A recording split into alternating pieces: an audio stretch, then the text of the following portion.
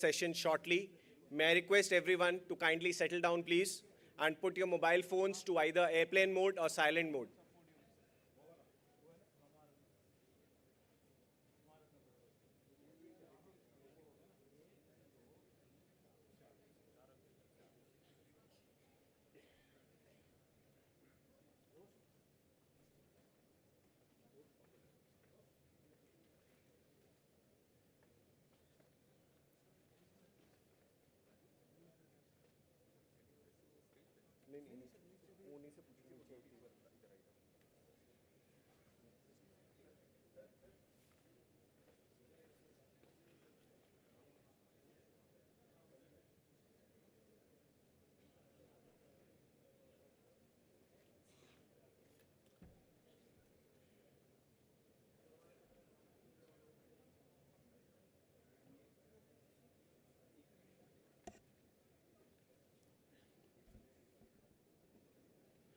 Ladies and gentlemen, may I request everyone to kindly settle down, please.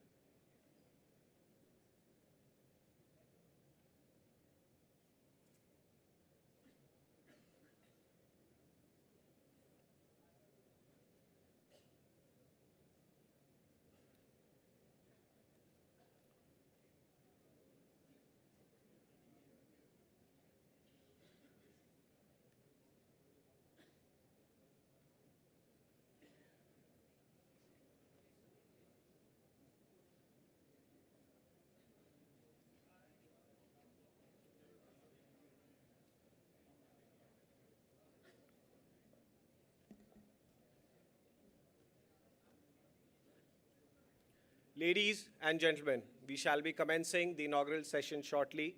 May I request everyone to kindly put your phones to silent mode or airplane mode.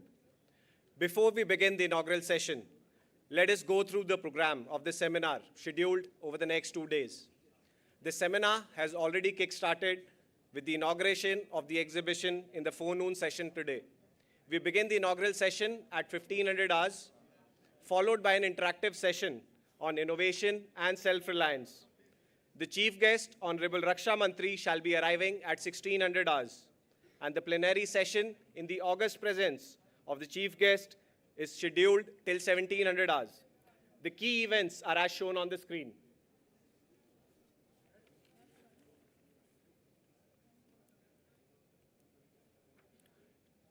Tomorrow, we have 2 domain-specific interactive sessions scheduled in the forenoon session, namely Future and Emerging Technologies and Boosting the IDEX Ecosystem.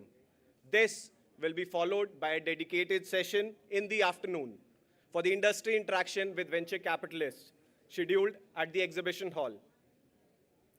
We are now awaiting the arrival of the Vice Chief of the Naval Staff to commence the inaugural session. May I once again request everyone to kindly switch off your phones or either put them in airplane or silent mode, please.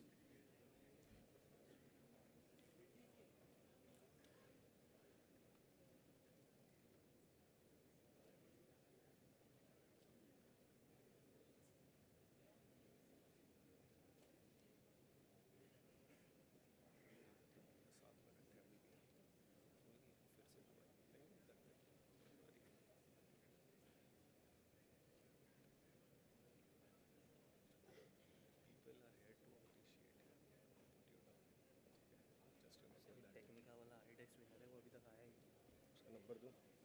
नहीं उठा रहा वो phone, दुनिया call कर रही है उसको। तो मैंने उस पर मार्क कर दिया। उसका number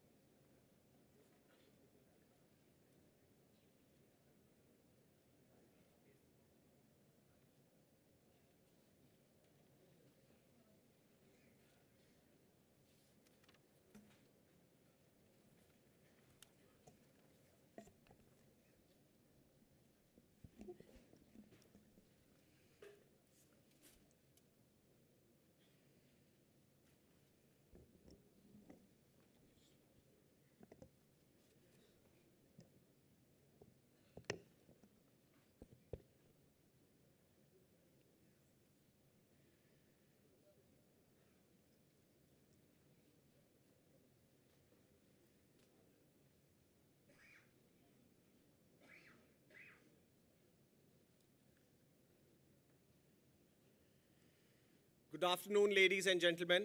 I am Commander Ishant Panwar. And I am Lieutenant Janmeet Kaur. On behalf of the Indian Navy and the Naval Innovation and Indigenization Organization, NIIO, it is our privilege to welcome each one of you to the 4th edition of the NIIO seminar, SWAVLAMBAN 2025. SWAVLAMBAN has grown into a flagship platform that brings together innovators, technologists, startups, MSMEs, academia, and industry to shape the future of naval warfare and maritime capability. What began as a humble initiative has today evolved into a vibrant ecosystem, delivering solutions, augmenting capabilities, and above all, delivering confidence in India's collective technological strength. Over the next 2 days, we shall celebrate innovation, partnership, and self-reliance, the core principles of SWAVLAMBAN. The event will include interactive sessions by leading personalities, showcasing of indigenous products, solutions from defense startups and MSMEs, encouraging a culture of innovation and creating a collaborative ecosystem. स्वावलंबन का इरादा हो तो समंदर भी रास्ता दे देता है.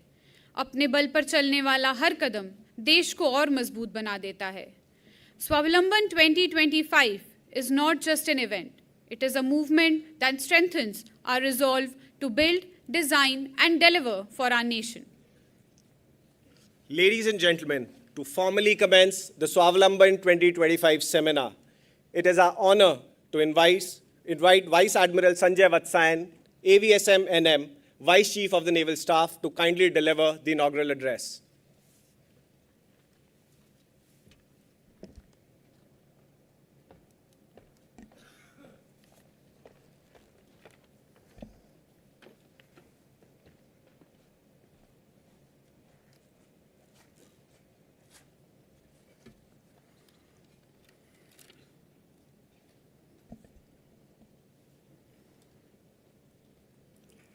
Admiral K.B. Singh, former Chief of the Naval Staff, former Vice Chiefs, CNCs, PSOs, senior officers, both retired and serving, the President SIDM, distinguished dignitaries, esteemed speakers, those present here and those who would be coming, representatives from the academia and industry, innovators, members of the armed forces and participants, friends from the media, a very good afternoon to all of you.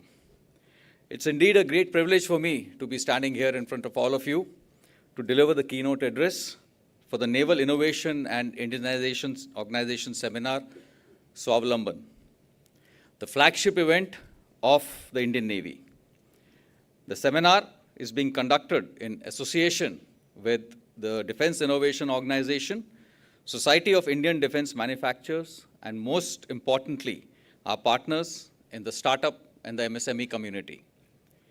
This fourth edition of SWAVLAMBAN 2025 marks another important milestone in our collective journey towards Atmanirbharta in defense.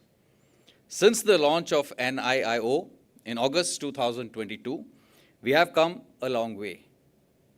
The collaboration between the armed forces, academia, startups, and the industry has grown, steadily driven by a shared vision to make India a global hub for defense innovation. This progress reflects the resolve and creativity of our innovators and industry leaders who continue to push boundaries in pursuit of our self-reliance. The journey of SWAVLAMBAN that began from humble beginnings has now grown into a movement that symbolizes the spirit of self-reliance and innovation. When we embarked this path, the objectives were modest, but the passion and determination of our innovators, startups, MSMEs, and the industry partners quickly transformed this initiative into a thriving ecosystem of ideas and collaboration, which, most importantly, delivers what we want. The Navy has enjoyed every step of this journey. It has been a learning curve for us. Every challenge, every prototype developed, and each success story under the SWAVLAMBAN endeavor has reinforced our collective belief in the capability of our national talent and industry. As I say often, that all the talent is in India. The intellectual property is here in India. It's only the rights that are going out because all the foreign OEMs are tapping our talent to innovate on their behalf. While taking immense pride in leading from the front, the Navy has passed the most complex and challenging problem statements through the IDEX. Whether it is unmanned systems, directed energy weapons, or indigenous combat management tools, the Navy has constantly demonstrated leadership in driving challenges that push the boundaries of technology. Since the launch of IDEX in 2018, over 565 challenges have been taken up across all stakeholders. Of these, 198, that is almost 35%, pertain to the Indian Navy. This leadership in challenge ownership has resulted in tangible, real-world outcomes. Over 150 new startups and MSMEs have been brought into the defense ecosystem and innovation organization. Over rupees 2,700 crore worth of AONs have already been accorded for IDEX challenges, of which the procurement orders of more than 1,400 crores have been placed. This is based on the input of about 450 crores, which the Defense Innovation Organization has put into the ecosystem. And therefore, the return on investment is for all of you to see. The outreach of startup and MSMEs has been expanded. While Delhi NCR leads in the number of innovators, which I'm sure would surprise a lot of you over here, significant representation comes from Pune and Mumbai, Ahmedabad, Bangalore, Hyderabad, Chennai, and Coimbatore, to name a few, but highlighting the pan-Indian spirit of SWAVLAMBAN. SWAVLAMBAN is not just a seminar or an event. It is a continuous process of introspection and improvement that is reshaping how we think, innovate, procure, and indigenize. Valuable inputs received from previous editions have led to concrete actions. Many of the recommendations emerging from SWAVLAMBAN have been incorporated into policy and procedural reforms. I am happy to share that many of the recommendations from the previous editions are acting as a catalyst in the ongoing revision of the defense acquisition procedure. The nature of warfare today is evolving rapidly and needs no reiteration. Technology has become a decisive element of power, shaping every aspect of conflict from decision-making to execution. To stay ahead, we must adapt and adopt these cutting-edge technologies and ensure that indigenous, tailor-made solutions meet our operational requirements. SWAVLAMBAN provides an ideal platform for such transformation. We also must recognize that India presents an extremely unique opportunity. Our dynamic geography extends from the marshy areas in the Creek region of Gujarat to the deserts of Rajasthan, agricultural plains of Punjab, mighty Himalayas of Jammu and Kashmir, including extreme high altitudes, dense forests of the Northeast region, mangroves of the Sundarbans, and of course, the oceans on three sides.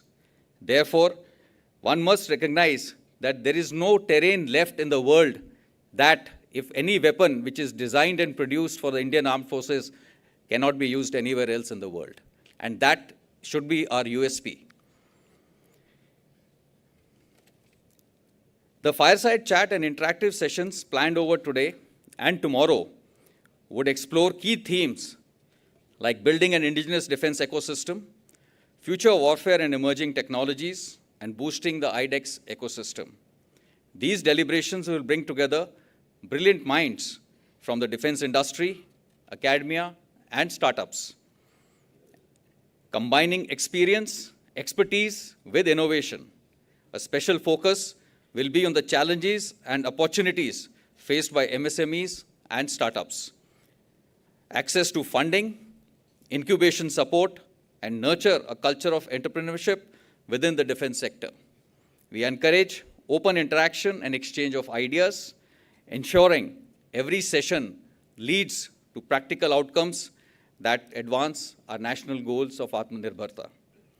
As we stand at the intersection of technology and strategy, let us reaffirm our shared vision to build a self-reliant, resilient, and future-ready defense ecosystem. The partnerships we forge today between the military, industry, academia, and the innovators will serve as a cornerstone for the next generation of Indian defense capability. The exhibition this year showcases a range of tangible products with cutting-edge technologies that have come to fruition over time and would soon be deployed for operational use. Each exhibit represents the hard work, innovation, and ingenuity of the Indian talent. I urge all participants to visit these displays, interact with the innovators, and draw inspiration from their achievements. At SWAVLAMBAN 2025, we look back with pride and accelerate forward with renewed determination. The journey that began with a handful of innovators now resonates across the nation. The road ahead is long, but our direction is absolutely clear. With sustained enthusiasm, shared vision, and mutual trust, we will continue to build upon this foundation, ensuring that the Indian Navy remains at the forefront of technological transformation, ready to meet the challenges of the future with confidence, courage, and conviction. I am sure SWAVLAMBAN 2025 will generate valuable insights and recommendations. But beyond discussions, what truly matters is the collaboration, commitment, and continuity that follow. Our ability to integrate innovation into doctrine, design, and development, including deployment, will define the strength of our armed forces in the years ahead. With firm resolve, let us seize this opportunity to think boldly, collaborate widely, and act decisively.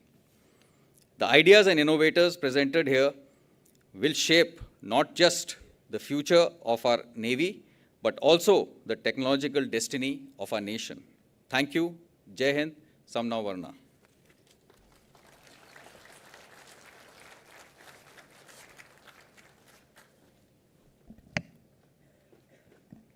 Thank you, sir. We now move on to the special address. I warmly invite Shri Rajinder Bhatia, President, Society of Indian Defence Manufacturers, to kindly deliver the special address.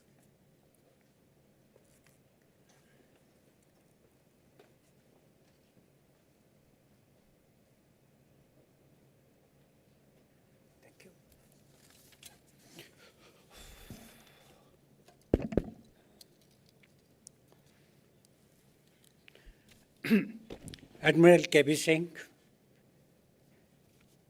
Chief of Naval Staff, previous one, Vice Chief of Naval Staff, distinguished officers from the three services, guests, government officials, diplomats, friends from industry and media, ladies and gentlemen. It's my proud privilege to stand here and address this august gathering. India today stands at an inflection point. Words like fixing, refitting, upgrade, catching up are phrases that are now in the history. We are now talking about innovation, Atmanirbharta, and indigenization. To this, I think the theme for SWAVLAMBAN-2025 is most appropriate. What we are talking about is strength and power. When we talked about Atmanirbharta, it was a reflection of strength. But when you talk about SWAVLAMBAN, it is power. It is ability to actually change the world and influence the environment in which you are living. So I think power and strength are two appropriate words, and SWAVLAMBAN actually captures them both. Coming back to the point that before we take up and I give the industry view, let's take a look at what is the global security environment which we are facing today.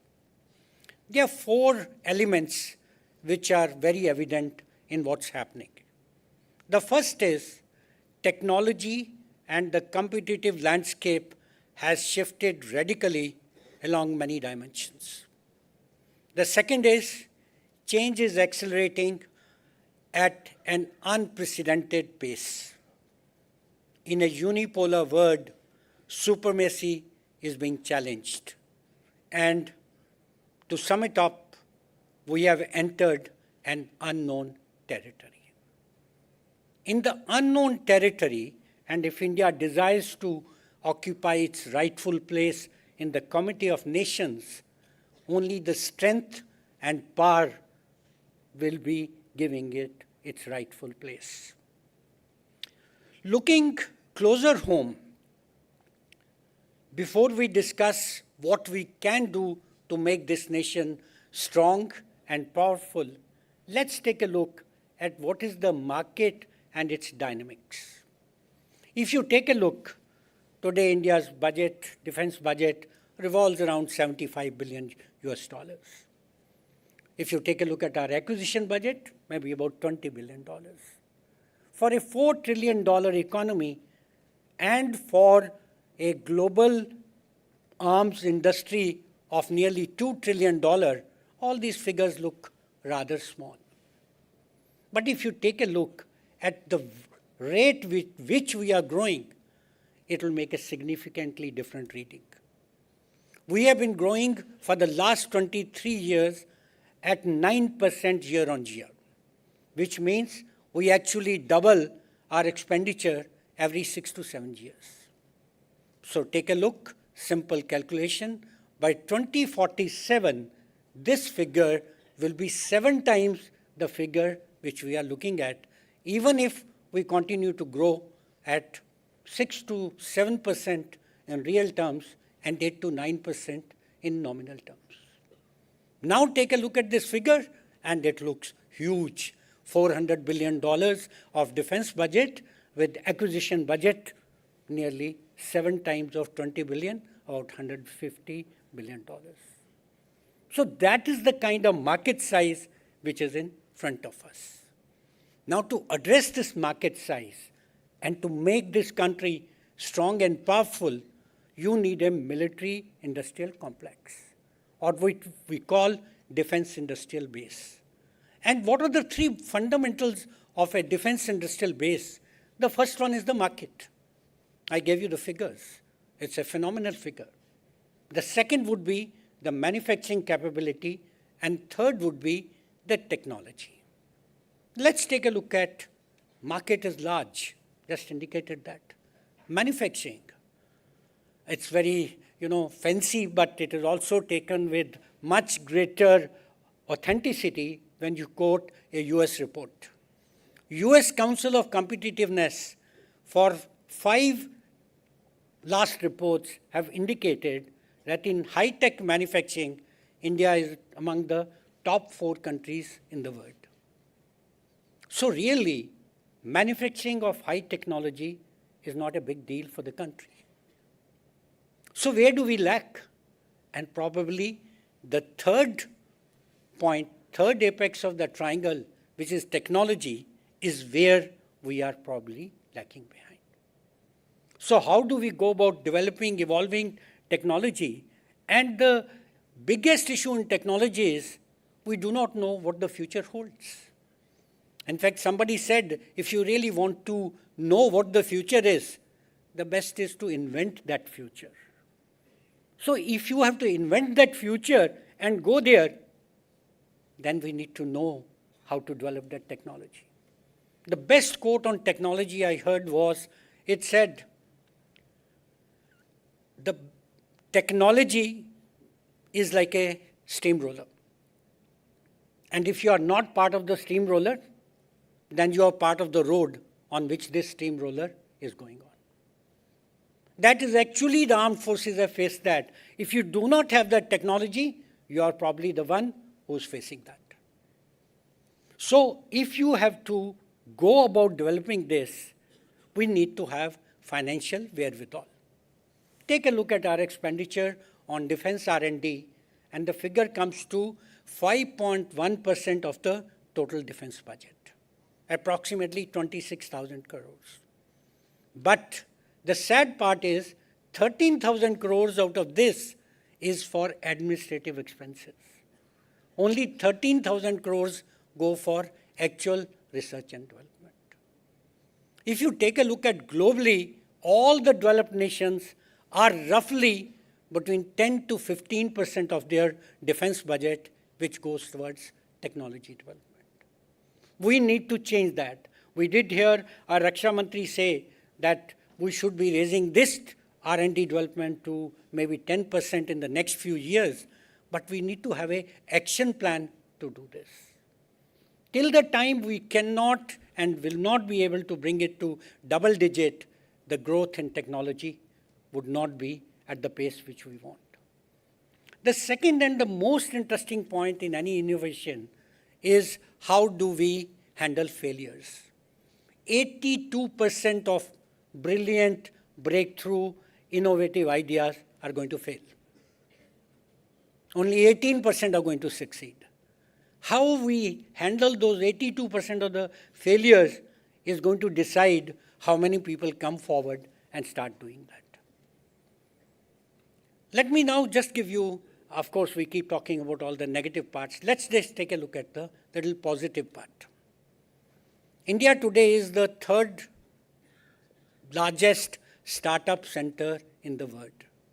A total of 1,57,000 startups are registered in India. I was surprised, and we all know, we all call Israel a startup nation.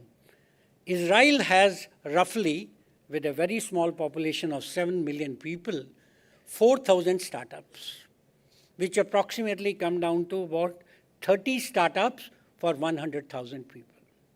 You will be surprised the figure for Pune, Hyderabad, and Bangalore is more than that. We have in Bangalore 16,000 startups which are registered in Bangalore alone. 4,000 in Hyderabad, 5,000 in Pune. And if you take that figure, actually you have more startups per 100,000 people compared to Israel in these three cities. Now take a look what really created this environment, and you will find that perhaps out of that 1,57,000 startups which are registered in India, 32,000 are in technology space. 4,000 of these are in actually defense and aerospace. And all this was driven, like VCNS had mentioned, by a simple idea of starting a IDEX scheme. But results of this will come when we learn to traverse these people, not keeping them as startups, but taking them through valley of death, which is bound to happen to 80 to 90% of these startups which are there. So I will now try to wrap up and give 4 suggestions which should be implemented. The first and foremost is that we need to bridge the development to the procurement gap. Today, our procurement cycle is longer than the developmental cycle. That means what we are getting is actually, if not obsolete, as at least obsolescent technology. Today, in some of the fields which are really the new fields, you cannot afford that. Second is, we need a long-term strategic plan of technology development. The third one is establishing a National Defense Innovation Authority. We need to put all our efforts together. It cannot be just academia, it cannot be DRDO, it cannot purely be industry, it cannot be armed forces. We need a central authority. And last one is we need to develop ecosystem which is skill-based for this. A small step has been made. We did sign with the AICTE 1 year ago. This year we have released a curriculum for minor degrees at engineering undergraduate level along with AICTE, and this will be rolled into 200 top colleges, including IITs and NITs, by next year. But much more needs to be done. The last point, and with this I'll sum up, I think the need of the hour is to break down silos. We need to act the way we acted during COVID. We need to act the way this nation acted whenever there was a door which was shut for us, which was that our backs were against the wall. If you see our progress in the domain of space, I think there's a lot to learn, and we really can replicate all that in defense. The need is to ensure that going forward, we continue to surprise the world and continue to disappoint the pessimists. Thank you so much. Jai Hind.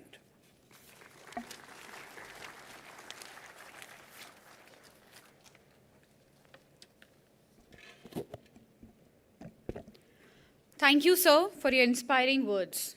With this, we now transition to our first interactive session on innovation and self-reliance, a session that truly sets the tone for SWAVLAMBAN 2025.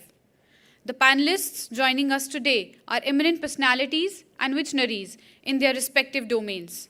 Hence, their achievements speak far louder than any introduction ever could.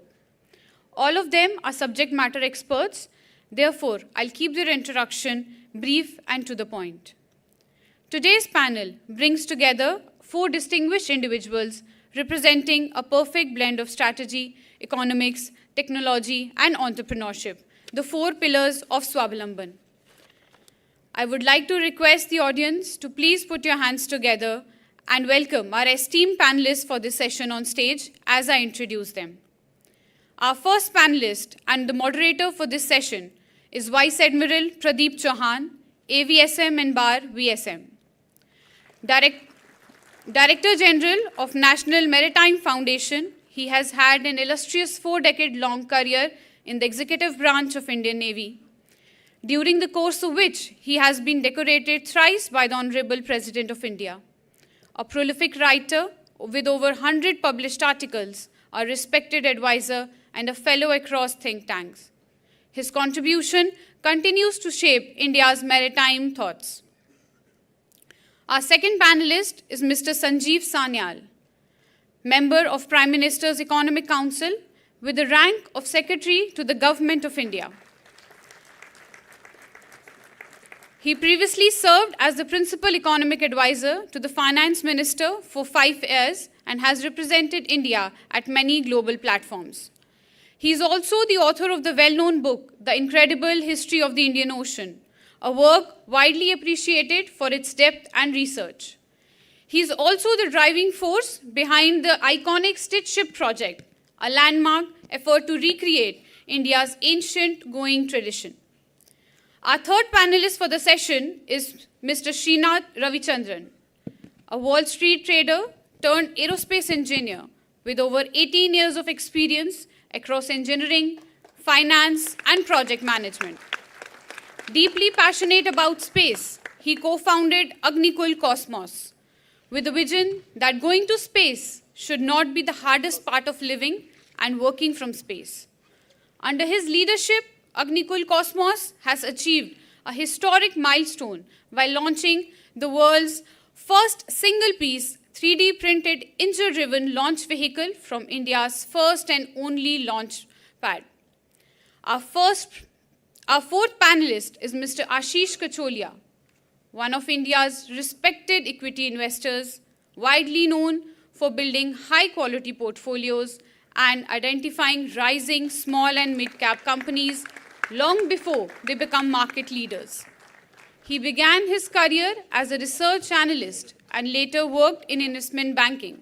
Over the years, his sharp understanding of business fundamentals and market cycles has earned him a reputation as one of India's most successful stock pickers. He also actively supports causes in wildlife conservation, healthcare, and education, reflecting his commitment to giving it back to society. And now, to guide us through this discussion, and I hand over the stage to the moderator. Over to you, sir. Thank you very much. Admiral K.B. Singh, former Chief of the Naval Staff and Chairman of the National Maritime Foundation, who invariably intimidates me as soon as he arrives.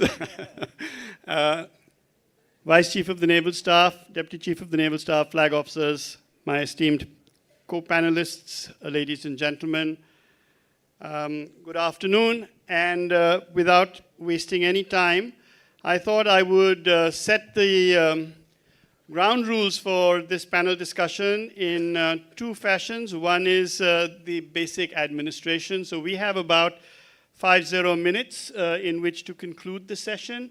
I would request that as I ask you to deliver some opening comments, you bear this in mind and speak for about 5 minutes so that we have some time to have a fireside chat. My job is to light some fires, their job is to chat. So I intend to do that to the best of my ability. The second element is the overarch, and I would like to offer a few comments in that.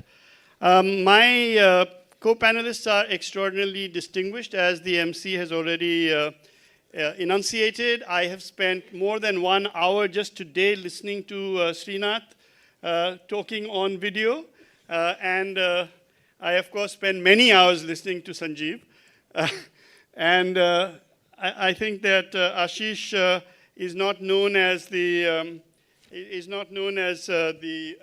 big whale in the stock markets of Mumbai for nothing. So these are really eminent personalities. So what is it that I wanted to offer you as an overarch? The following 5 points. First, that as Li Xiongni, who's a famous Chinese professor, said, when a nation moves from an inward-leaning economy to an outward-leaning economy, the areas of concern inexorably move to the seas. And this is a phenomenon in history that has been repeated so many times that it is no longer an exception, but it is today a rule. The second element that I wanted to offer you is bear this in mind, and against the background of what Professor Lee Seong Ni said, India's shape is that of an inverted triangle, and at the top side we have the Himalayan border, across which we can do very little. One vertex is occupied by Pakistan, whose main import and main export is terror. On the other vertex, we have China, whose whole intention seems to be to change the shape of this triangle to start with. And therefore, the only options available to India are to look at the two sides that form the peninsula. This also means that India has, for many millennia, recognized this. And it is only when, in more recent colonial times, when the ruling elites of India forgot the imperatives of maritime trade, that we lost our very independence for almost 300 to 500 years, depending on who you consider to be the colonists. And this is a mistake that I think we cannot afford to repeat, and these are lessons that I hope will be borne in mind by all the young people here who represent the future of our great country.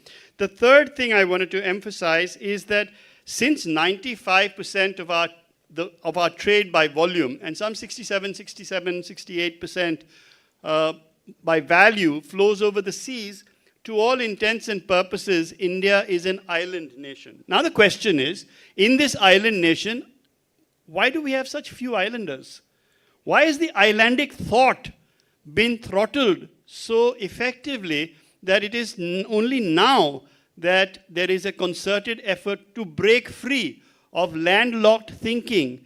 So the colonization of which many of our stalwart leaders make much of is not a function of पोशाक कौन से पहने हैं, तुमने कुर्ता पजामा पहना है या ये पहना है. That is not what makes for colonization or decolonization. It's between the two temples of your brain. That means your left temple and your right temple. How colonized is your mind inside that? That is the actual challenge before us. And how do we create an infrastructure? How do we create a ecosystem? How do we create a culture by which that can happen is what we hope to be able to explain and talk about today. And my last point is this business of risk-taking ability. It is a foundational mistake for us to ignore our history, because our history has brought us to where we are. Some part of that history is dark. Some part of the history is full of luminosity. And the part which is full of luminosity is really quite old. We often in the Navy start talking about the Cholas, but predating the Cholas by many millennia is Kalinga. And if you remember, during the period of the Mauryan Empire, it took not Chandragupta Maurya, not Bindusara, but it took all the way down to Ashoka before we could handle the sheer effervescence of what is now Odisha and what was then Kalinga. So I think that the projects that we are now undertaking, they are the ability to sell romance. My great friend and colleague, Colonel Bhatia, who is the president of SIDM, has only just finished telling us about the technological development that is required, and I entirely agree with him, except to say that this whole approach to technology has to be built on something larger, something more substantial. And that something more substantial is this risk-taking ability, this adventurism that allowed India to actually reach both westwards all the way across to what we now call West Asia, and eastwards all the way to what was then called Cathay and is today called China. This could not have happened by a group of people who were sitting chonkri marke in a marketplace waiting for somebody else to bring goods and simply transferring money across to them. This could only have happened if Indian entrepreneurs demonstrated that degree of innovation of the mind. And remember that technology is not some new phenomenon alone. I don't think there has been a more effective technological breakthrough than the invention of the wheel. and I can't imagine that that took place very recently. That having been said, it is not my intention to anchor this conversation completely in the past, but to move forward with it. And so I think that what I'm going to now do, you've heard enough from me, and what I want to start off with is to ask Mr. Sanjeev Sanyal, who actually needs no introduction, and I'm not going to waste any of your time on it, but to tell us about two features. The first is, what should we do to inject ourselves with urgency? And number two, what should we do to inject ourselves with a more keen sense of enduring purpose? In this regard, how should we build an ecosystem? How should we build a culture of innovation and a culture of entrepreneurship? So let me start with you, Sanjeev, and ask you to please educate us or enlighten us or engage us on these subjects. For 5 or 6 minutes, would that be good? Yeah, more than enough. I'd much rather have this as a conversation. So, I mean, as you just mentioned, we are all very proud Indians, proud of our ancient civilization and so on. But the key thing to remember about that ancient civilization is that it was driven a lot by the oceans and our relationship with it. In fact, you mentioned that our maritime history goes a lot further back from the Cholas to the Mauryas and so on. But in fact, it goes back a lot longer to the Harappans. So we have at least 5,000-6,000 year history of great oceanic voyages and much older than the Phoenicians, who are in the West considered to be the pioneers in this space. So first of all, it's not for nothing that there's only one ocean in the world that's named after a country, and it's the Indian Ocean. So that is one important thing. But the second important thing, which relates to risk-taking, is that this expanse of ocean was explored at a very early stage by Indians, and this required extraordinary risk-taking.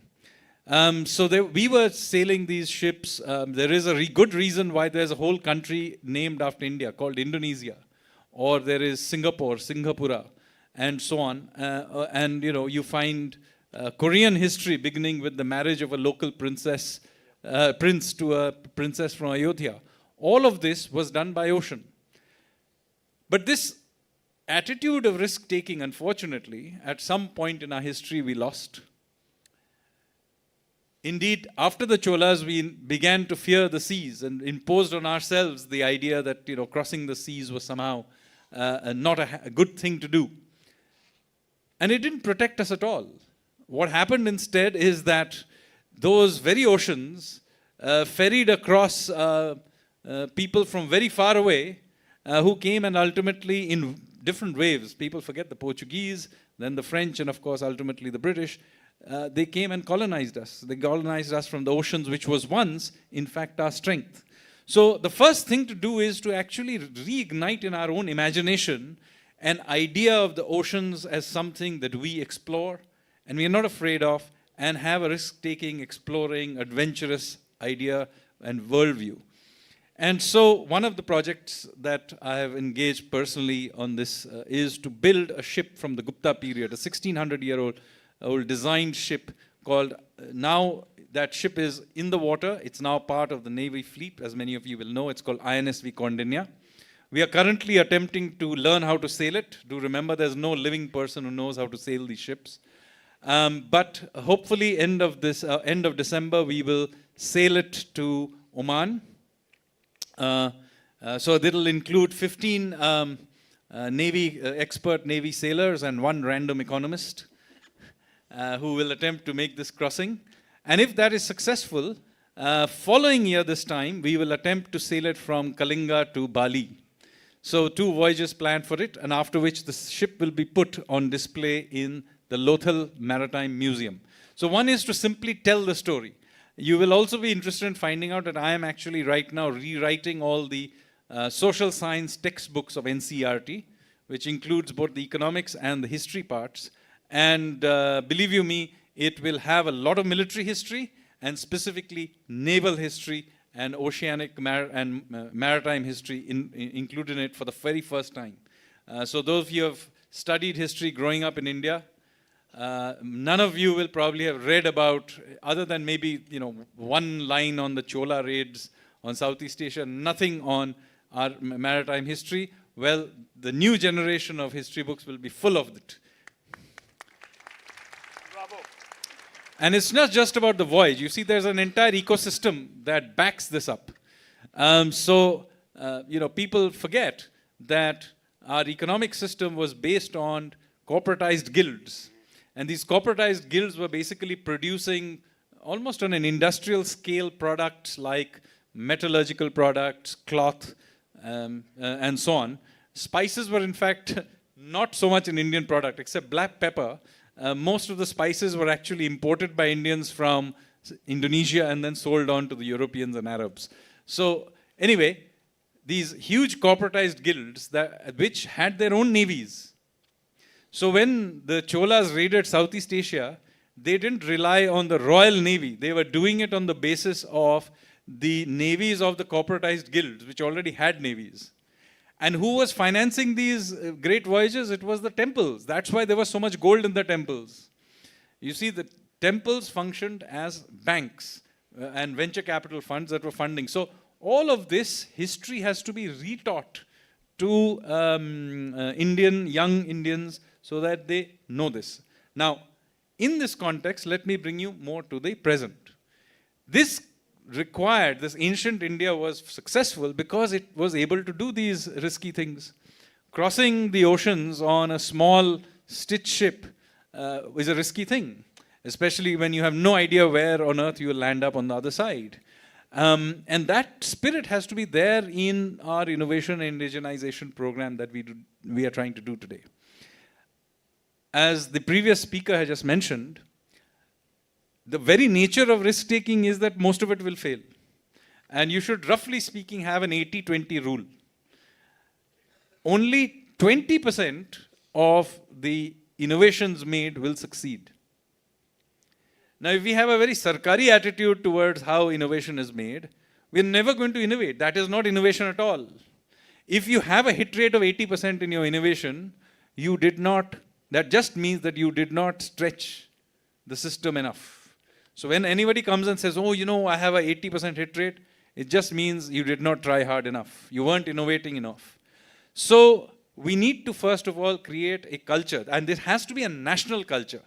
It cannot be siloed into a box in, innovations by DRDO or something like that, or IDEX. This has to be a national culture. Everybody should innovate. And military technologies are just a part. It's a reflection of that. I keep telling people that economics, politics, and military power are downstream of culture. If the culture is one that encourages innovation, then you will innovate in every aspect. You will innovate pretty much at the same time you're innovating in culture and economics, you will be innovating in military power. There's no example of a country that became a great military power but did not become a cultural power, and vice versa.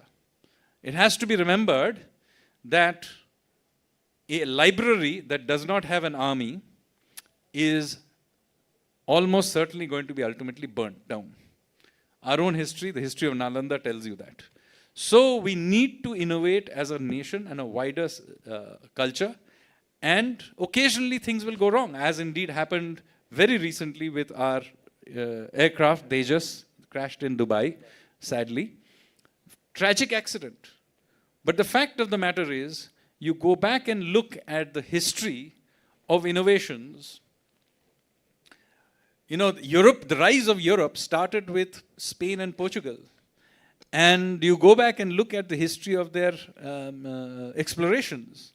A lot of it was horrific. I mean, the ships that the Portuguese were losing while trying to go around Africa and repeatedly, seeing entire ships and their crews disappear in tragedies is incredible. And yet they persisted, which is why a tiny kingdom on the edge of the other side of the world ended up dominating the Indian Ocean. And of course, it then was taken over by the British, who are also not a particularly large country, because they were continuously willing to take those kinds of risks.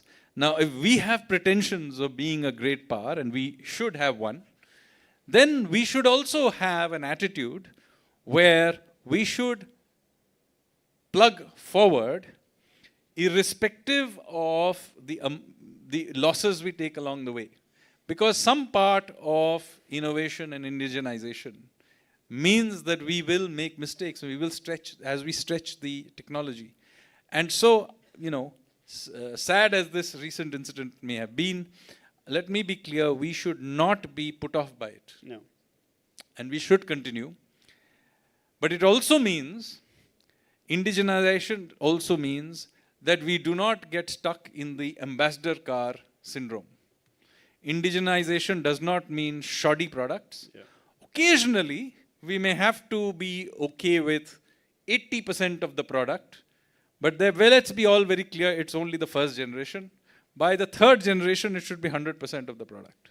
So all of this requires a certain mindset, and ultimately, before I pass it on, let me just reiterate, it comes from a national culture, and that national culture has to be built from childhood. Thank you very much. I couldn't have agreed with you more. Yep. The applause says it all. But, exemplifying this entire business of the ability of Indians to innovate is, in fact, our next panelist, Srinath Ravichandran, who I want to tell you a little bit about him very quickly before he tells us about him and his achievements. He started off as a kid being a space buff, I speak under some correction, and then was told by family and friends, don't take such risks. Please join, don't do aeronautical engineering, try and do electrical engineering, at least if nothing else, you'll get a job. And so, to his great shame, he agreed. And he became an electrical engineer, graduated, joined an electrical company, made some reasonable, safe investments in life, and then decided that he wanted to do financial engineering. And the reason for that was that everybody around him seemed to be making more money than he was. So off he went to the United States, got another master's degree in did financial engineering there, got a master's degree, did some period of time in the New York Stock Exchange for 7 years, where he learned about how to make money. And then switched over and said one day that I want to go back to my passion. So here's where the connection first lies, not only in his ability to take risk, but his ability to follow passion. Passion is everything. Passion cannot be taught, it cannot be sold. It just has to lie in you. And then one moment it will burst out. And so here you are as the leading light of the Indian private rocket industry. And I think that the Agni-Ban rocket, which has only recently been successfully launched from the only privately owned mobile launch pad, Dhanush, is a story that everybody needs to hear and get inspired by. It's over to you. Thank you, sir. Thank you for having me here. It's an absolute honor to be here. And sir, I think your summary of my experience has been spot on. Nothing to correct. I think sir hit upon all the right points. So I think I just wanted to talk about 2 points at this, in this juncture. One is in terms of what made me come back to India, right? And I saw this for 3 reasons. So first of all, one personal connection with India and Indian Navy particularly. So I grew up in a household where, there was a sort of like an extended joint family, and my uncle used to work in the Navy. So that is where my first connect started. And then in college, where I did electrical engineering, I actually was an NCC cadet in the Indian Navy, in this Navy side. So I did after my C certificate there. So that's where all that connect was. And then when I did all these other switches and finally realized we have to build, something in engineering, one thing that completely surprised me when I was, networking in the US is that there was a lot of respect for at least the space technology that India had built. even though I was from finance and before that from electrical engineering, people used to sit up and listen to me just because of the fact that I come from a country where space is not like a new thing. We are a spacefaring nation. India is a spacefaring nation. So that was a big source of, inspiration for me, and also a validation that I can come here and do something. Because if you imagine my plight at that time, I was not happy doing what I was doing and I wanted to do engineering. But all my other friends were growing in their own careers, and I was trying to do a complete change from that into, engineering. So I needed that validation somewhere, and I somehow had that hope and belief that India already is excelling in this, and so there must be some spot for me somewhere. I didn't know what it was. I honestly didn't think Agnikul would go this well. I know I had a business case, we know a business model, I knew all of those things, but a lot of things fell in place. A lot of things. I'm very thankful to the universe for that, to the government for that, and so on. But that is how that was, right? So that is my first point I wanted to make. If you really believe in something, and particularly in developing technology, India is a great place to start. And next point that I want to make is how the journey has transitioned from 2016, 2017. 2017, we formally started Agnikul. Until today, where we have done one launch, and now we are looking at our next, launch vehicle, Agniban. In 2016 and 17, there was a lot of confusion on whether it was even legal to do these kind of things privately in India. Right? The number of times where I had to hesitate to say, answer the question, is it okay to launch a rocket privately from India? The answer was never a clear yes, right? I've always thought, okay, we are associated with the IIT Madras ecosystem, so something can be done. I can sell this technology to ISRO or some government, something like that. All of those things were there, but it was not very clear about what could be done from at a scale standpoint, right? And then we had COVID hit, and it was a very dark time for all of us. And one thing that came out of the blue at that time for us, at least the entire space sector, was in the Atmanirbhar initiatives. I still vividly remember the finance minister actually presenting that on TV at that time. And suddenly this page about space sector showed up. And then there was this whole thing about a new policy being put in place for enabling private space things to happen.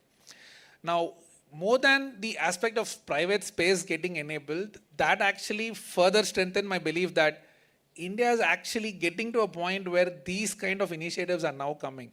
At a government level, I think, or at a policy level, as a startup founder, I feel this has been the most friendly time ever. Literally, since we became an independent nation till today, I think this is literally probably the friendliest time from a policy standpoint to go and start on your own and to really take risks. So I think that way, I think things have completely changed today. Of course, I didn't know that when we started in 2017, I didn't know that in 2020 this would happen. I didn't know COVID, I didn't know this is going to be the policy, but it just is going back to that belief that I had that India is doing well in certain areas of technology. I honestly believed in building technology in India, and somehow the paths will cross. And it did. So again, thankful to the coincidence there, but also that is what kept me going. One last point, and I think probably, Ashish would be able to talk better about that. It is one thing to dream and dare and leave things behind and leave safer careers and go and build new technology. But you need money for all that, right? And that has completely changed, I think, in the last 7-8 years for deep tech or for these kind of domains where you're building core hardware-based technology or core innovative technology, where probably the success rate is even lower than that 2080. It's probably more like 595, right? And that is just the nature of these kind of technologies. But money is flowing. Like in 2017, 2018, when we wanted to raise our first round of money, I think we had to speak to about 400 investors or so. And that was because India didn't have a sector like this, a private sector like this. And after all that, I got half a million check, about 3 crores or so that time, given the US Indian conversion. That was only 3 crores or so. But today I'm seeing these first rounds of money coming in to be almost like 6 crores, 7 crores, which is great, which is just showing that there are early bets now on. People are waiting to at least take that initiative and say, okay, maybe there are a group of entrepreneurs here who are hungry, who are passionate, who want to contribute from India, from their place to the world. So I think that has also changed. So again, summarizing, no better time to be going out and doing new technology than today. Thank you very much. And that allows us to appreciate whatever you've said and allows us a perfect segue to Ashish, who is in fact the gentleman who is enabling much of this to happen. What most of us do not know about him is his philanthropy in terms of education, healthcare, wildlife conservation, disaster relief, and all of that. But coming back to the ability to fund, last year during the SWAVLAMBAN, one of the common refrains was that there isn't enough money.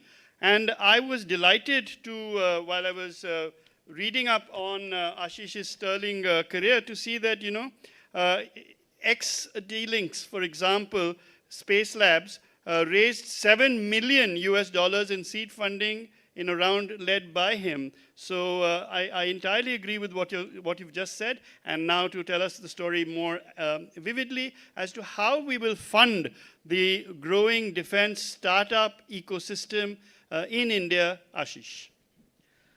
Thank you, sir. My greetings to the dignitaries and the founders and the entire ecosystem which is interested in the technology development of India. So I am a risk taker, and over the last, I have been in the equity markets for the last 33 years. And,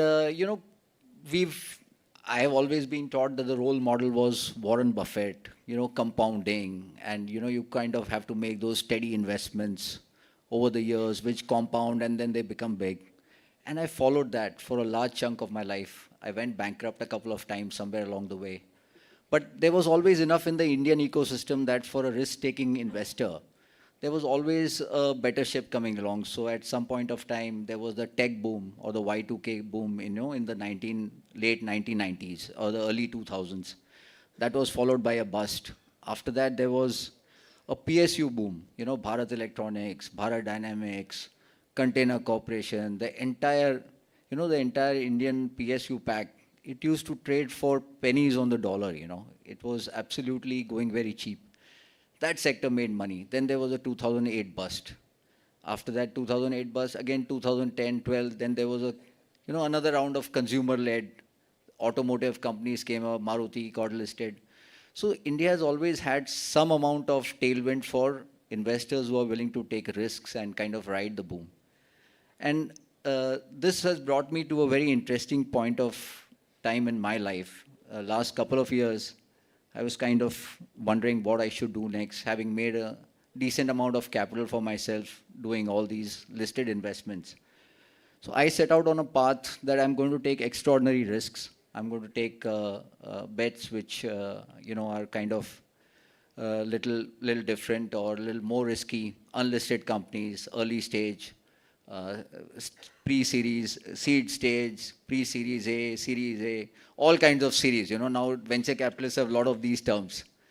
So over the last couple of years, I have invested roughly about 2,000 crores of my personal money into more than 100 companies. So if you calculate the pace, that's almost one check going out from my office every week. So I put in that ecosystem to kind of take that risk and fund the technological development of our country. Because if capitalists like me don't take that risk and fund that, the next generation of successful companies out of India, we would be failing the nation. I generally don't go on public platforms and kind of talk about these, about investment theories. But, this was a very unique opportunity to connect with the larger defense ecosystem of India and bat for the founders, because these founders have kind of taken a lot of risks. I am an investor, so I have a portfolio of companies. But these founders who have actually put in their entire life savings, I see so many of them. They have put everything. They have come out of the Navy, they have put their entire PF online, and they are kind of built a product and then gone to the market and then struggled with it for a few years. And hopefully, somewhere along the line, they get a break, they win some IDEX contest, they get a initial order, And then they set out on the journey of building large companies, and not one company. Some of them will build multiple companies. In the entire ecosystem in India, we need 500, 5,000 companies to kind of reach our full potential as an innovation and as a company which can sell technology to the world. So my thoughts are that we need more of these risk-taking founders, and we need more support for these founders from the entire ecosystem, from investors like me, from customers like you. And I think that is where we can all build a much more powerful and stronger India, because we now realize that we are all alone in the world. Nobody is friends. It's all business. And beyond business, it's also strategy.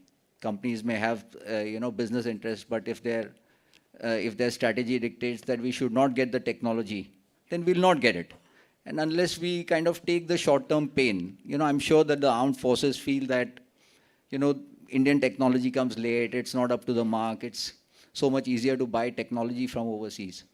But these technologies come at a price, and the price, while in the short term it may be more attractive because companies overseas can give us more attractive prices in the short term. In the long term, they always hold the choke point for us. So as a country, we need to develop our own technologies. A few thoughts that I had put down on my to bring onto this platform. See, as a country, we need clarity of objectives. We need to be sure that what do we want? Do we want lower cost? Do we want better technology? Do we want homegrown technology? Do we want homegrown manufacturing? Do we want homegrown design? Because that's the most difficult part. When you start the process from the design stage or from the R&D stage to the time that the product gets commercialized, it's going to be a long journey. So do we want to support our founders along the way? And if we want to indeed support them, then we have this IDEX program, and the IDEX program companies do come out. Sometimes they get, after they come out with the product, they get beaten down on price. There's a reverse auction system. Beyond the reverse auction system, there's a price negotiation. There is a asking for the bill of materials. So companies are struggling for 5, 7, 8 years, and then the pricing kind of gets determined on the bill of materials. So no innovator is going to kind of like this, or he's put 8 years, 10 years of his life, a lot of capital, even from investors like me, a lot of capital is on the line.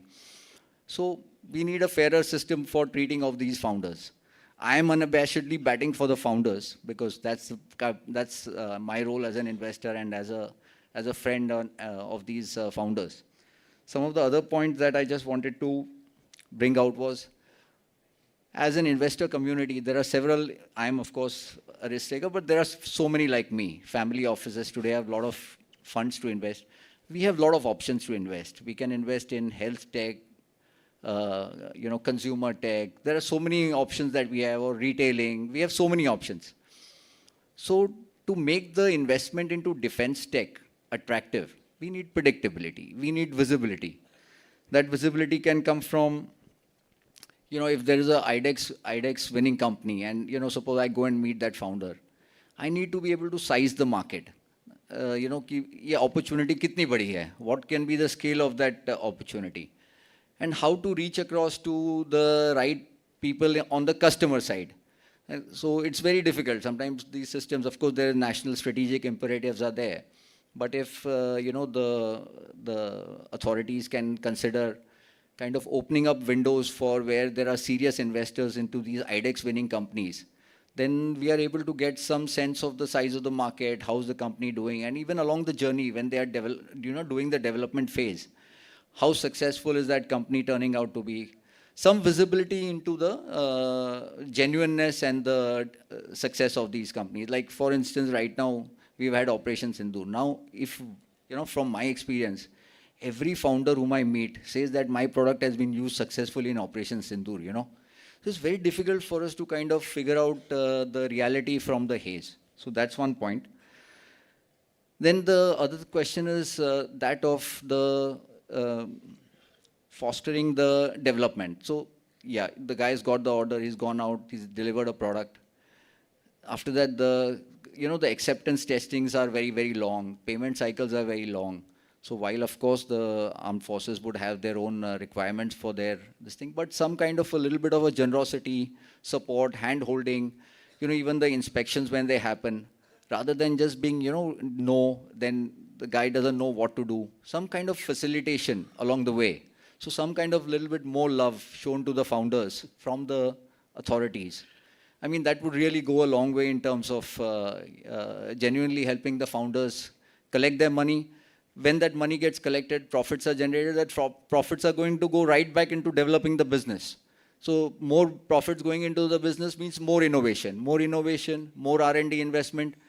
Armed forces get better products in the version 2, 3. So this whole system of, helping the founders to build and scale rapidly, that I think would be a great step for developing the ecosystem. Thanks, Ashish. We're going to run out of time. Thank you very much. So I'm going to cut you short because I need to give one round for Sanjeev to take off his other hats and respond to you as an economist and an economist in the Prime Minister's Advisory Council, and respond to some of the things that you've said and some of the challenges that were faced earlier by Srinath. So Sanjeev, would you do that?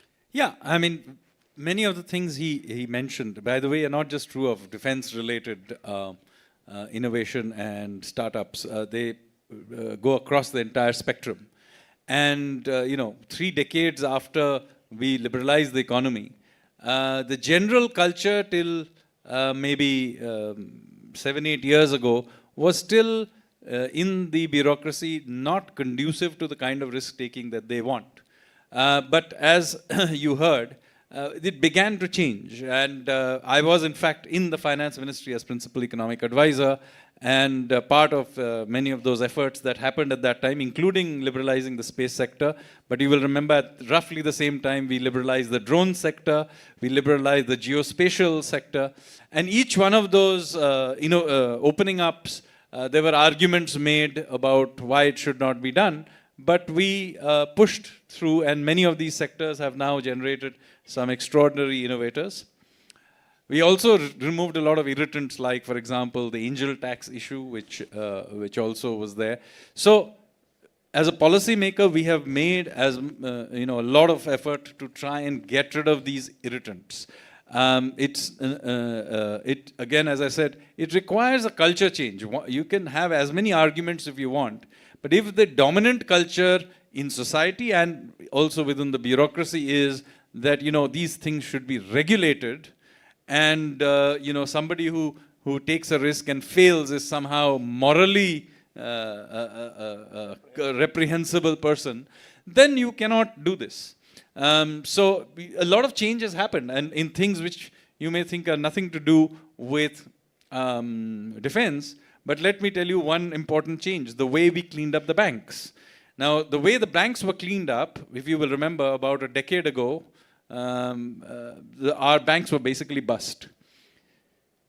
The way in which they thought they would clean them up was, in fact, to put some of these bad assets into something called a bad bank, recapitalize the bank, and carry on. But we introduced something called the Insolvency and Bankruptcy Code, and we bankrupted some of India's largest companies. Okay? Remember Jet Airways? It used to be our biggest airline. It got bankrupted. But did anything terribly bad happen? No. Other companies expanded and carried on. So this idea that we have to imbibe that the creative destruction of innovation and the risk-taking that happens, this has to be something we have to just simply accept.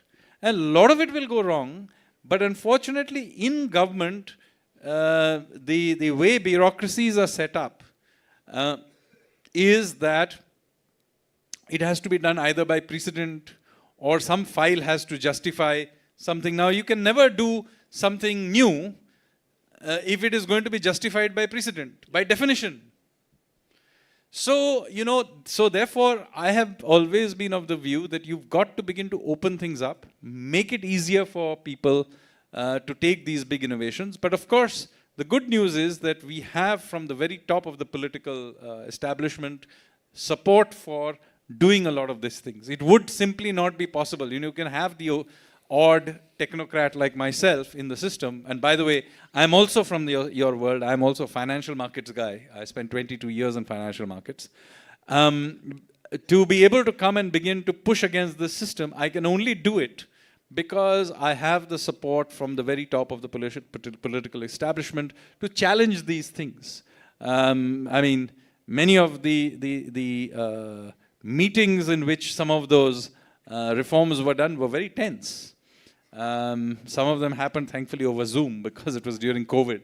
But they were very tense meetings. But I was able to make some very, even if I have to say, rude interventions in order to be able to get those things opened up, because precisely I knew my back was taken care of. So there's a lot more to be done, but the entire culture that we have here in terms of innovation has, you're right, has very radically changed. And if there is more to be done, we are happy to do more. Please tell me what to do. Thank you. That needs a round of applause as well for just sheer optimism, because, for many years we used to have government, which in government, the thing was that very few people, everybody in government had the power to say no. Everybody had the power to say no. Very few people had the power to say yes. And if the only power you have given somebody is the power to say no, he will say no, because that's the only power he has. And so I'm so happy that at all levels, we are seeing this huge change being driven from the top of the political pyramid and cutting through the more entrenched versions of the bureaucracy. So more power to each of you. And I wanted to say thank you very much for engaging in this discussion. I hope it has set the tone for the SWAVLAMBAN as a whole by virtue of providing optimism, providing a sense of urgency, and most important, providing all of us with a sense of purpose. So thank you very much. And if you would please join me in applauding the panelists next to me, I will then join you. And bringing this particular session to a close, hand over back to a somewhat impatient-looking MC. Thank you very much. Thank you, our esteemed speakers, for your enlightening words and the depth you brought to this session. Ladies and gentlemen, may I once again request you to please join me in giving them a huge round of applause.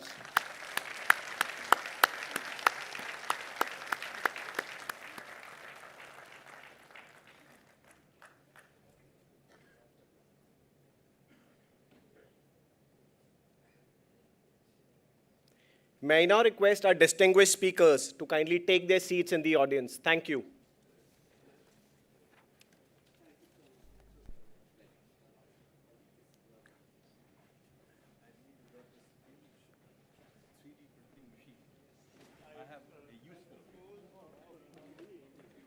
Ladies and gentlemen, the Honorable Raksha Mantri has arrived at the venue and shall be entering the auditorium shortly. All are kindly requested to rise when the chief guest enters the auditorium. The Indian Navy currently has 52 warships under construction across domestic shipyards as part of its biggest ever shipbuilding drive. It aims to expand its fleet to 200 plus warships and submarines by 2035, with a possible rise to 230 by 2037. A major milestone was reached recently. The 100th indigenously designed ship, INS Udaygiri, was delivered, highlighting India's growing self-reliance in naval ship design. New warships are now witnessing very high indigenous content. For example, the recently commissioned anti-ship warfare shallow water craft, Mahe, has over 80% indigenous parts and technology. To highlight the spirit of Atmanirbharta and celebrate the essence of SWAVLAMBAN-2025, let us watch a video.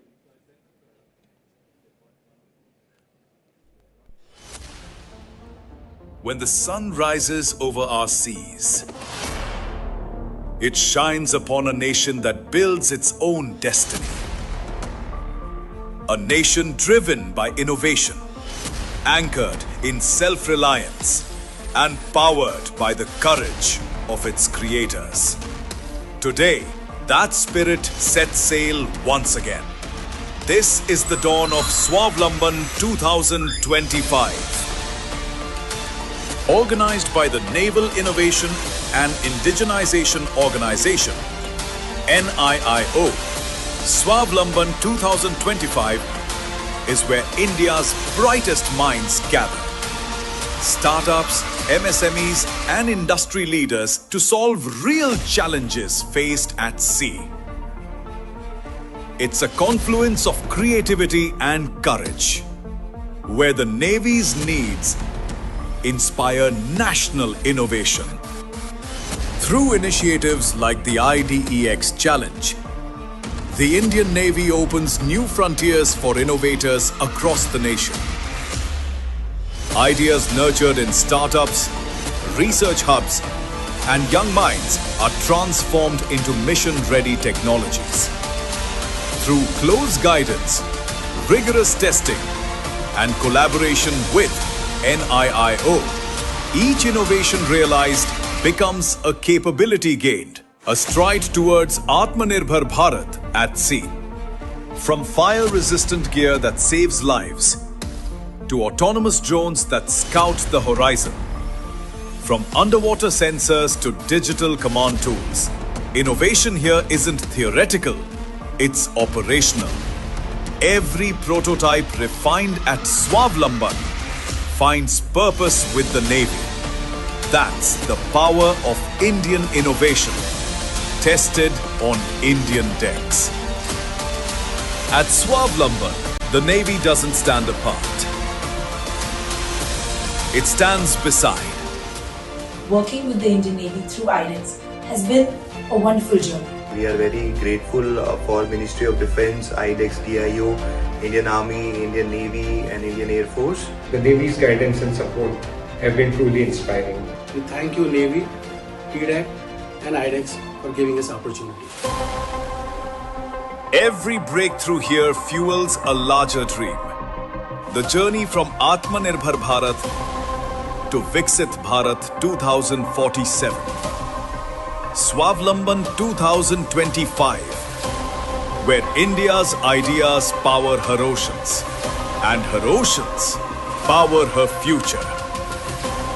Strength and power through innovation and indigenization. नवाचार एवं स्वदेशीकरण से सशक्तिकरण.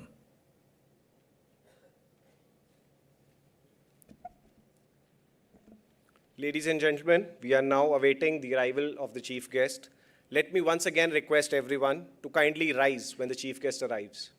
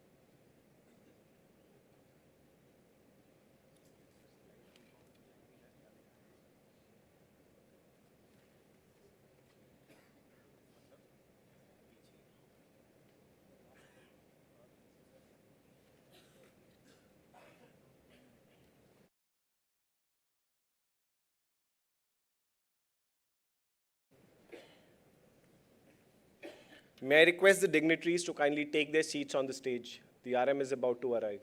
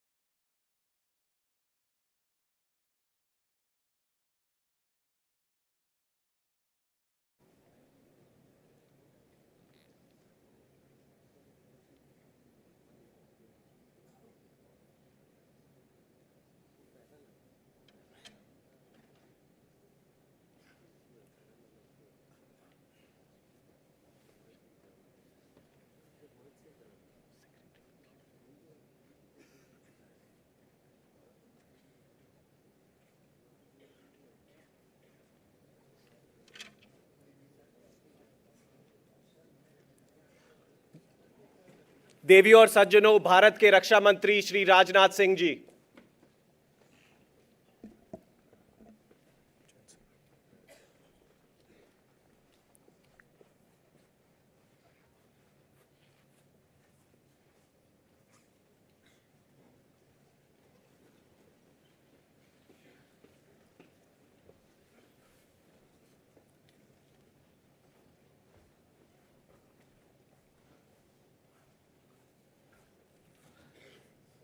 उद्यमेन हि सिद्ध्यन्ति कार्याणि न मनोरथे न हि सुप्तस्य सिंहस्य प्रविशन्ति मुखे मृगा. Through effort and enterprise, great goals are achieved. Mere dreams alone do not suffice. Even the lion must rise to claim its due. And today, Swavlamban stands as the embodiment of Udyam, of innovation, and of India's unwavering resolve towards achieving technological Atmanirbharta. माननीय रक्षा मंत्री जी, सशस्त्र सेनाओं के वरिष्ठ अधिकारी, विशिष्ट अतिथि, इनोवेटर्स, उद्योग जगत के लीडर्स, देवियों और सज्जनों, स्वावलंबन के इस विशिष्ट प्लेनरी सेशन में आपका हार्दिक स्वागत है. आज हम सब यहाँ इसलिए एकत्रित हुए हैं कि भारत की रक्षा और समुद्री शक्ति के भविष्य को नई दिशा देने वाले नवोन्मेष को आगे बढ़ाया जा सके. May I now invite Admiral Dinesh K. Tripathi, PVSM, AVSM, NM, Chief of the Naval Staff, to kindly deliver the welcome address.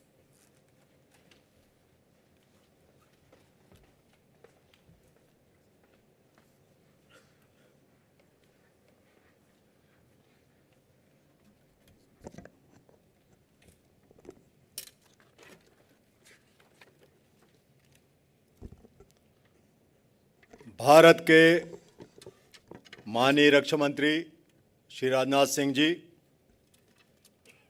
General Anil Chauhan, chief of defence staff,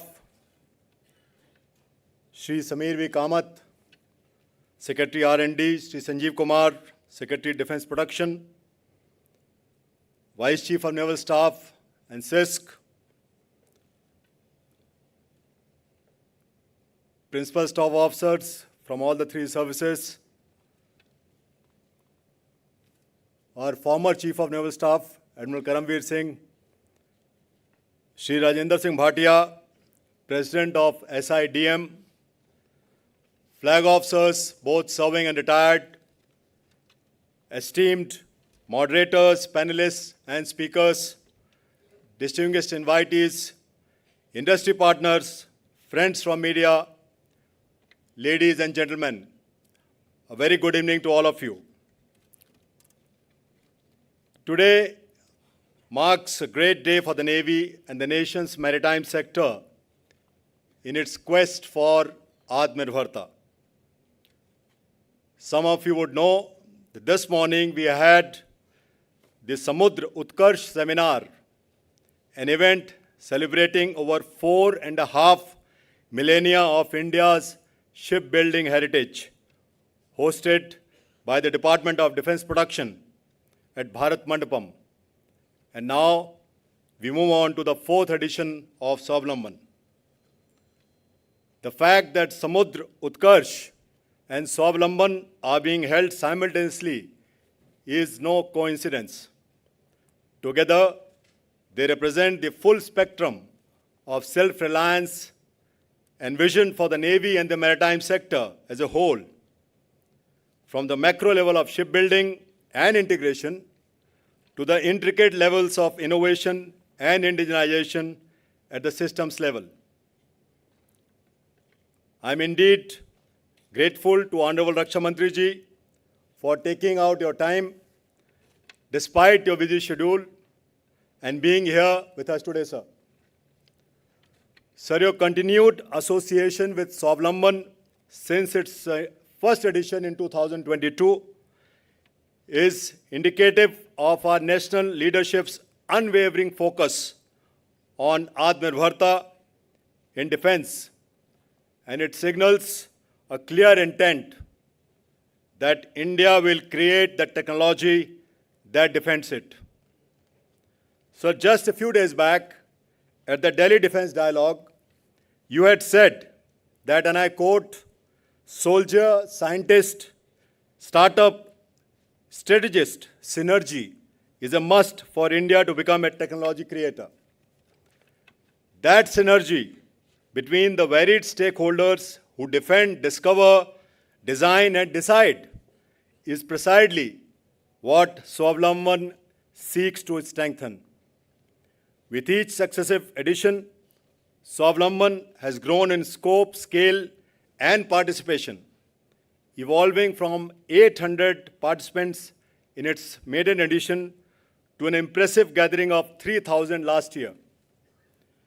Beyond enthusiastic participation, I am glad to state that with the continued guidance of the Ministry of Defense and through our joint efforts with the Department of Defense Production, the Society of Indian Defense Manufacturers, and the Defense Innovation Organization, SWAVLAMBAN has achieved tangible and measurable outcomes over the years.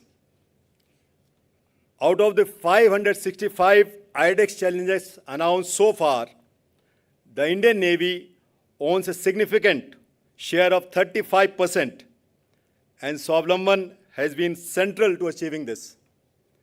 Today, these challenges are being decisively progressed towards project realization phase, as across these 198 IDEX challenges of the Navy, the DIO has committed more than 1,100 crores for development of prototypes and over 400 crores already disbursed. In this process, more than 150 new startups and MSMEs from across the nation have entered the defense ecosystem, significantly widening the country's innovation base and strengthening indigenous capability. The fact that 28 acceptance of necessities worth more than 2,700 crores has been secured and 16 procurement orders exceeding 1,400 crores have already been placed clearly shows that these developments are now translating into real operational advantage.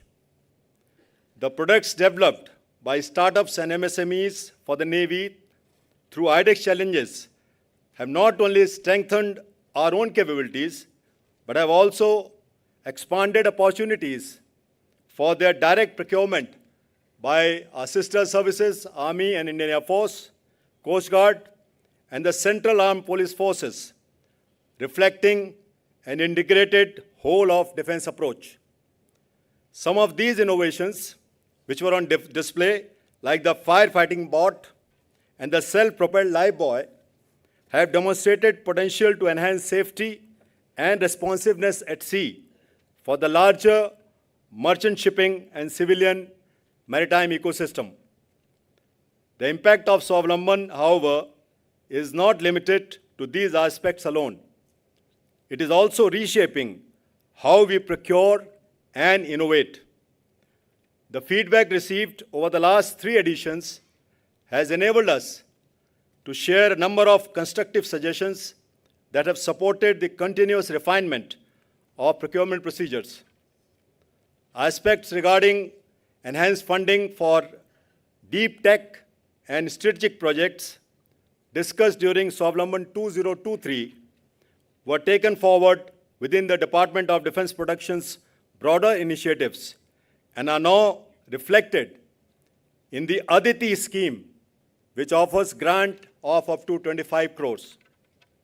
In addition, the exchanges during these events have also fed into ongoing thinking around the DAP amendments aimed at supporting startups and MSMEs, reflected in changes like relaxed payment terms, spiral development model, and the progression of some IDEX cases to Make One category. Encouraged by the strong response to the inaugural hackathon last year, we have taken the initiative forward this year with the launch of Innovathon by giving developers a sharper insight into our requirements and incentivizing innovation through an engaging prize-based competition. Innovathon would help elevate our software resilience to the next level. Our Honorable Prime Minister Shri Narendra Modi recently announced 1 lakh crore rupees research, development and innovation scheme at the Emerging Science, Technology and Innovation Conclave. His words during the conclave continue to guide when he said, and I quote, "When science gets scale, when innovation becomes inclusive, and when technology brings transformation, then the foundation for great achievements becomes strong and ready." Through the enthusiastic commitment displayed by all stakeholders, I am sure the SWAVLAMBAN will soon embody the scale, inclusivity, and transformation envisaged by our Honorable Prime Minister and provide a foundation for great achievements in future. I am also confident that SWAVLAMBAN will contribute significantly towards achieving the rupees 3 lakh crore indigenous defense manufacturing target set by our Honorable Raksha Mantri ji. At the same time, I do believe that the continued participation of resident NAs and DAs in this event will allow us to deepen collaboration with partner nations towards exploring new avenues for strengthening mutual and holistic security. I would like to take this opportunity to thank all stakeholders, our counterparts from the Army, Air Force, and Coast Guard, Central Armed Police Forces, Defense PSUs and DRDOs, as also partners from the industry, MSMEs, academia, and startup community for their wholehearted participation. Thank you. Before I conclude, I would like to once again express my deep gratitude to Honorable Raksha Mantri ji for his unwavering support and continued guidance for SWAVLAMBAN to continue growing year on year. Thank you, ladies and gentlemen. Jai Hind.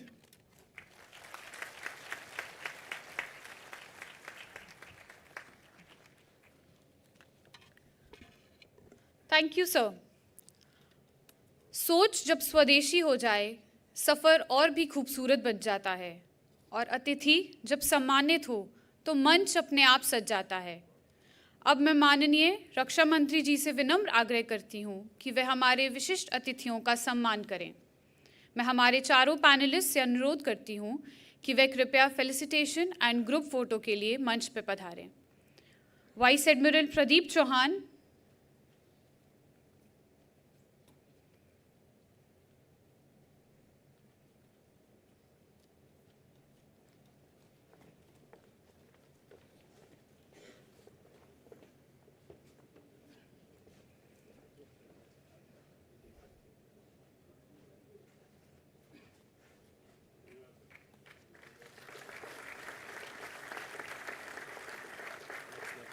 Mr. Sanjay Sanyal,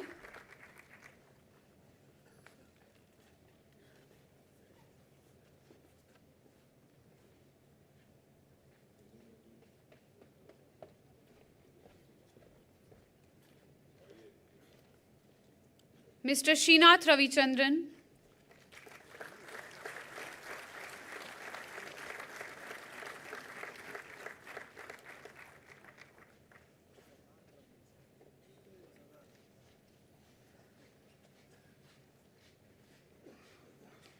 Mr. Ashish Kacholia,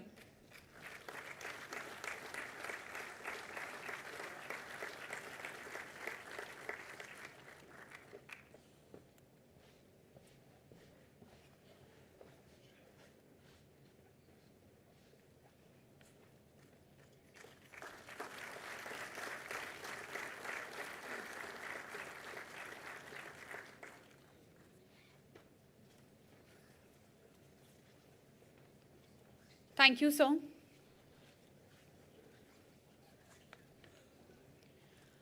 हम सभी के लिए ये गर्व की बात है कि स्वावलंबन की ये यात्रा केवल विचारों तक ही सीमित नहीं, बल्कि ठोस उपलब्धियों में भी बदल रही है। Since the last Swavlamban held in October 2024, several of our IDEX partners have successfully developed and proven their prototypes in the field. Their cases have either been recorded acceptance of necessity or have been contracted for procurement. When a leader appreciates your efforts, the journey feels easier and the motivation to do better becomes stronger. May I request the Honorable Raksha Mantri to kindly felicitate the firms. May I request the representatives from the firms to kindly come up on stage as I call out their names. Resonating Minds Private Limited,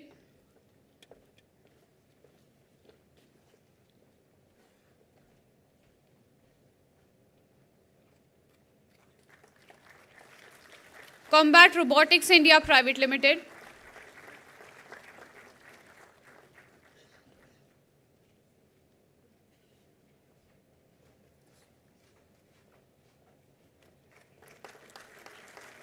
Nimbus Park Technolabs Private Limited,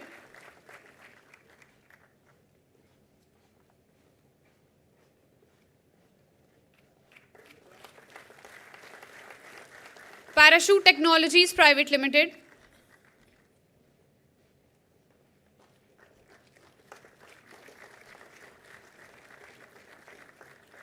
Lekha Wireless Private Limited,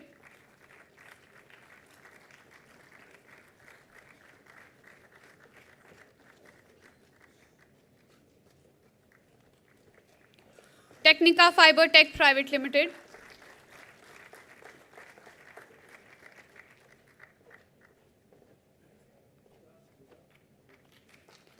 ASP Innovative Solutions Private Limited,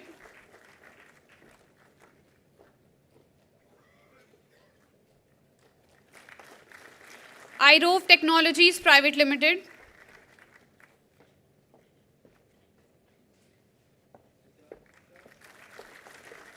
Karashia Technologies Private Limited,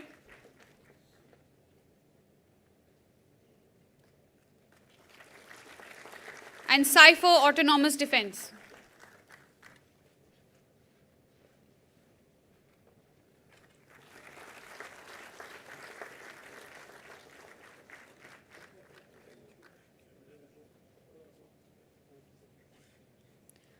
Thank you, sir.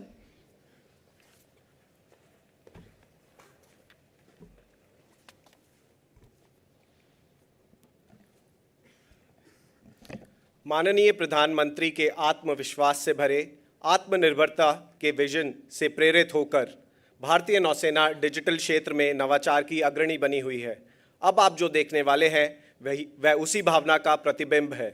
रक्षा में आत्मनिर्भरता की ओर हमारी यात्रा में एक उल्लेखनीय पड़ाव। अब हम प्रस्तुत करते हैं Sarathi, system for armament review, analysis, tracking, handling and indigenisation, एक सॉफ्टवेयर प्लेटफॉर्म जिसे सीडैक चेन्नई द्वारा पूरी तरह भारत में डिज़ाइन और विकसित किया गया है। यह केवल एक सॉफ्टवेयर प्लेटफॉर्म ही नहीं है, यह गुणवत्ता आश्वासन और डेटा विश्लेषण के लिए एक एकीकृत कमांड प्लेटफॉर्म है जो वास्तविक समय डेटा के आदान प्रदान और डेटा आधारित निर्णय लेने की सुविधा प्रदान करेगा। Let us watch a short video explaining the Sarthi application.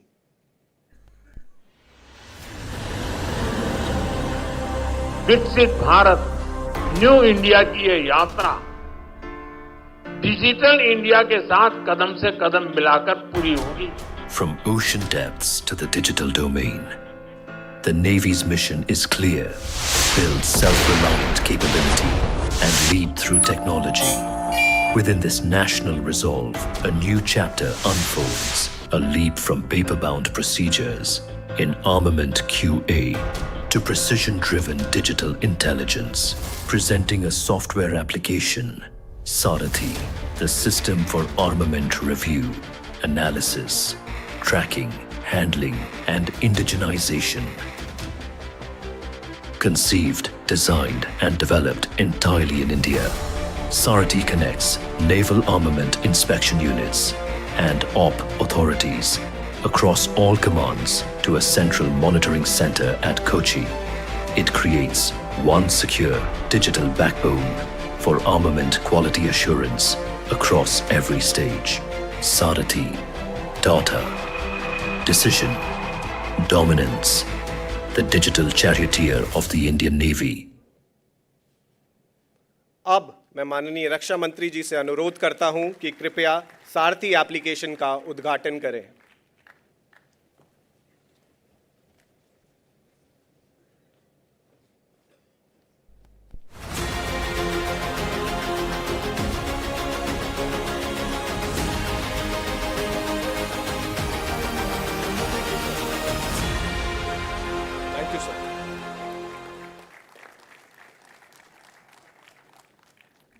Now, let us move towards the release of documents. We have 3 documents to be released today. May I request the Honorable Raksha Mantri to kindly release these documents. First, the Compendium of Indian Naval Technology Challenges and Problem Statements, which is a compilation of 22 niche technological domains and 27 problem statements for the Indian industry to undertake R&D for the Navy.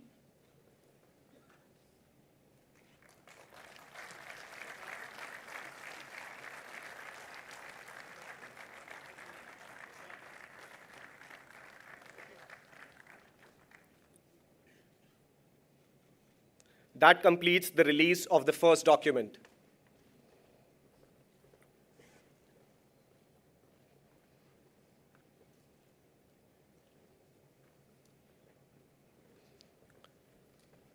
Second, the SWAVLAMBAN 4.0 document, which is a guideline document for Navy's indigenization requirements and highlights Navy's vision to deepen collaboration with industry, academia, and startups to co-develop solutions tailored to naval requirements.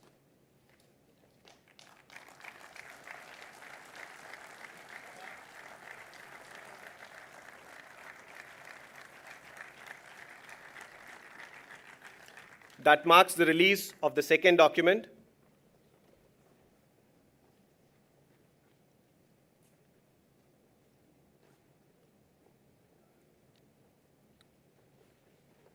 And the third, Armament Indigenization Compendium, which is a roadmap for armament indigenization initiatives under the new roll-on plan 2025 to 2028.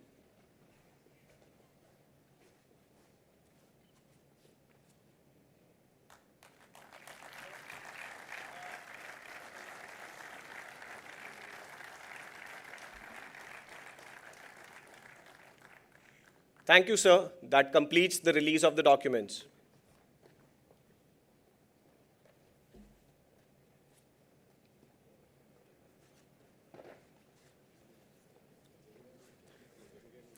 We now move on to the exchange of MOU. A tripartite memorandum of understanding has been signed between the Indian Institute of Technology Madras, Indian Navy, and Messrs. Apollo Microsystems, aimed at integrating the academic R&D capabilities of IIT Madras, field expertise and requirements of the Navy, and manufacturing capabilities of Apollo Microsystems towards indigenous development and production of state-of-the-art armament systems. May I request the representatives, Rear Admiral Rupak Barua, DGNAI, Professor Ramakrishna from IIT Madras, and Mr. Kanishka Reddy from Apollo Microsystems to kindly come up on stage for the group photograph.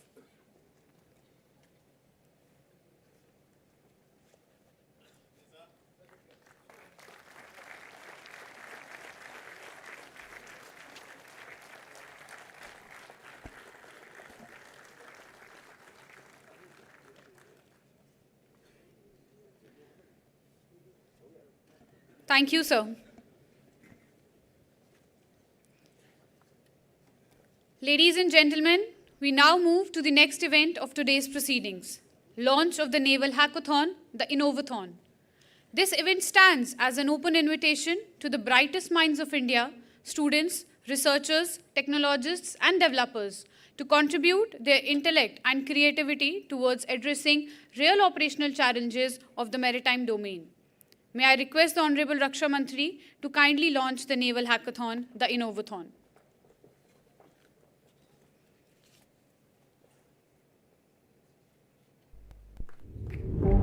In the vast blue expanse, India's first line of defense sails with pride and power. But in a world of evolving threats, supremacy isn't just about strength, it's about innovation. As part of SWAVLAMBAN 2025, introducing the Naval Innovathon, where the brightest minds meet the Navy's boldest challenges, inviting students, startups, and innovators to solve 3 mission-critical challenges in advanced technologies of autonomous operations, cybersecurity, and artificial intelligence.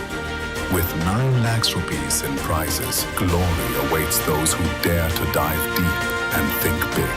Registrations open from 25th November to 20th December. Submit your solutions by 4th January and witness your innovations sail into history this Republic Day. Are you ready to innovate for the nation? The Navy is calling. Will you answer?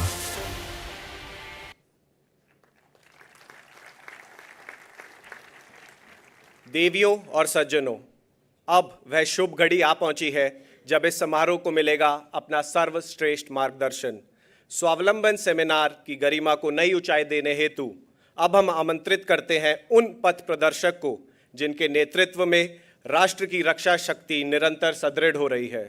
देवियों और सज्जनों, आपकी तालियों की गड़गड़ाहट के साथ मैं विनम्रता पूर्वक निवेदन करता हूं माननीय रक्षा मंत्री जी से कि वे कृपा पूर्वक मंच पर पधारकर हम सभी का मार्गदर्शन करें।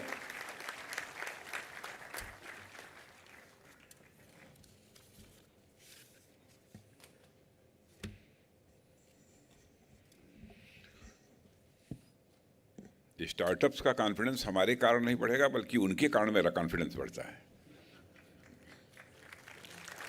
और बढ़ा है।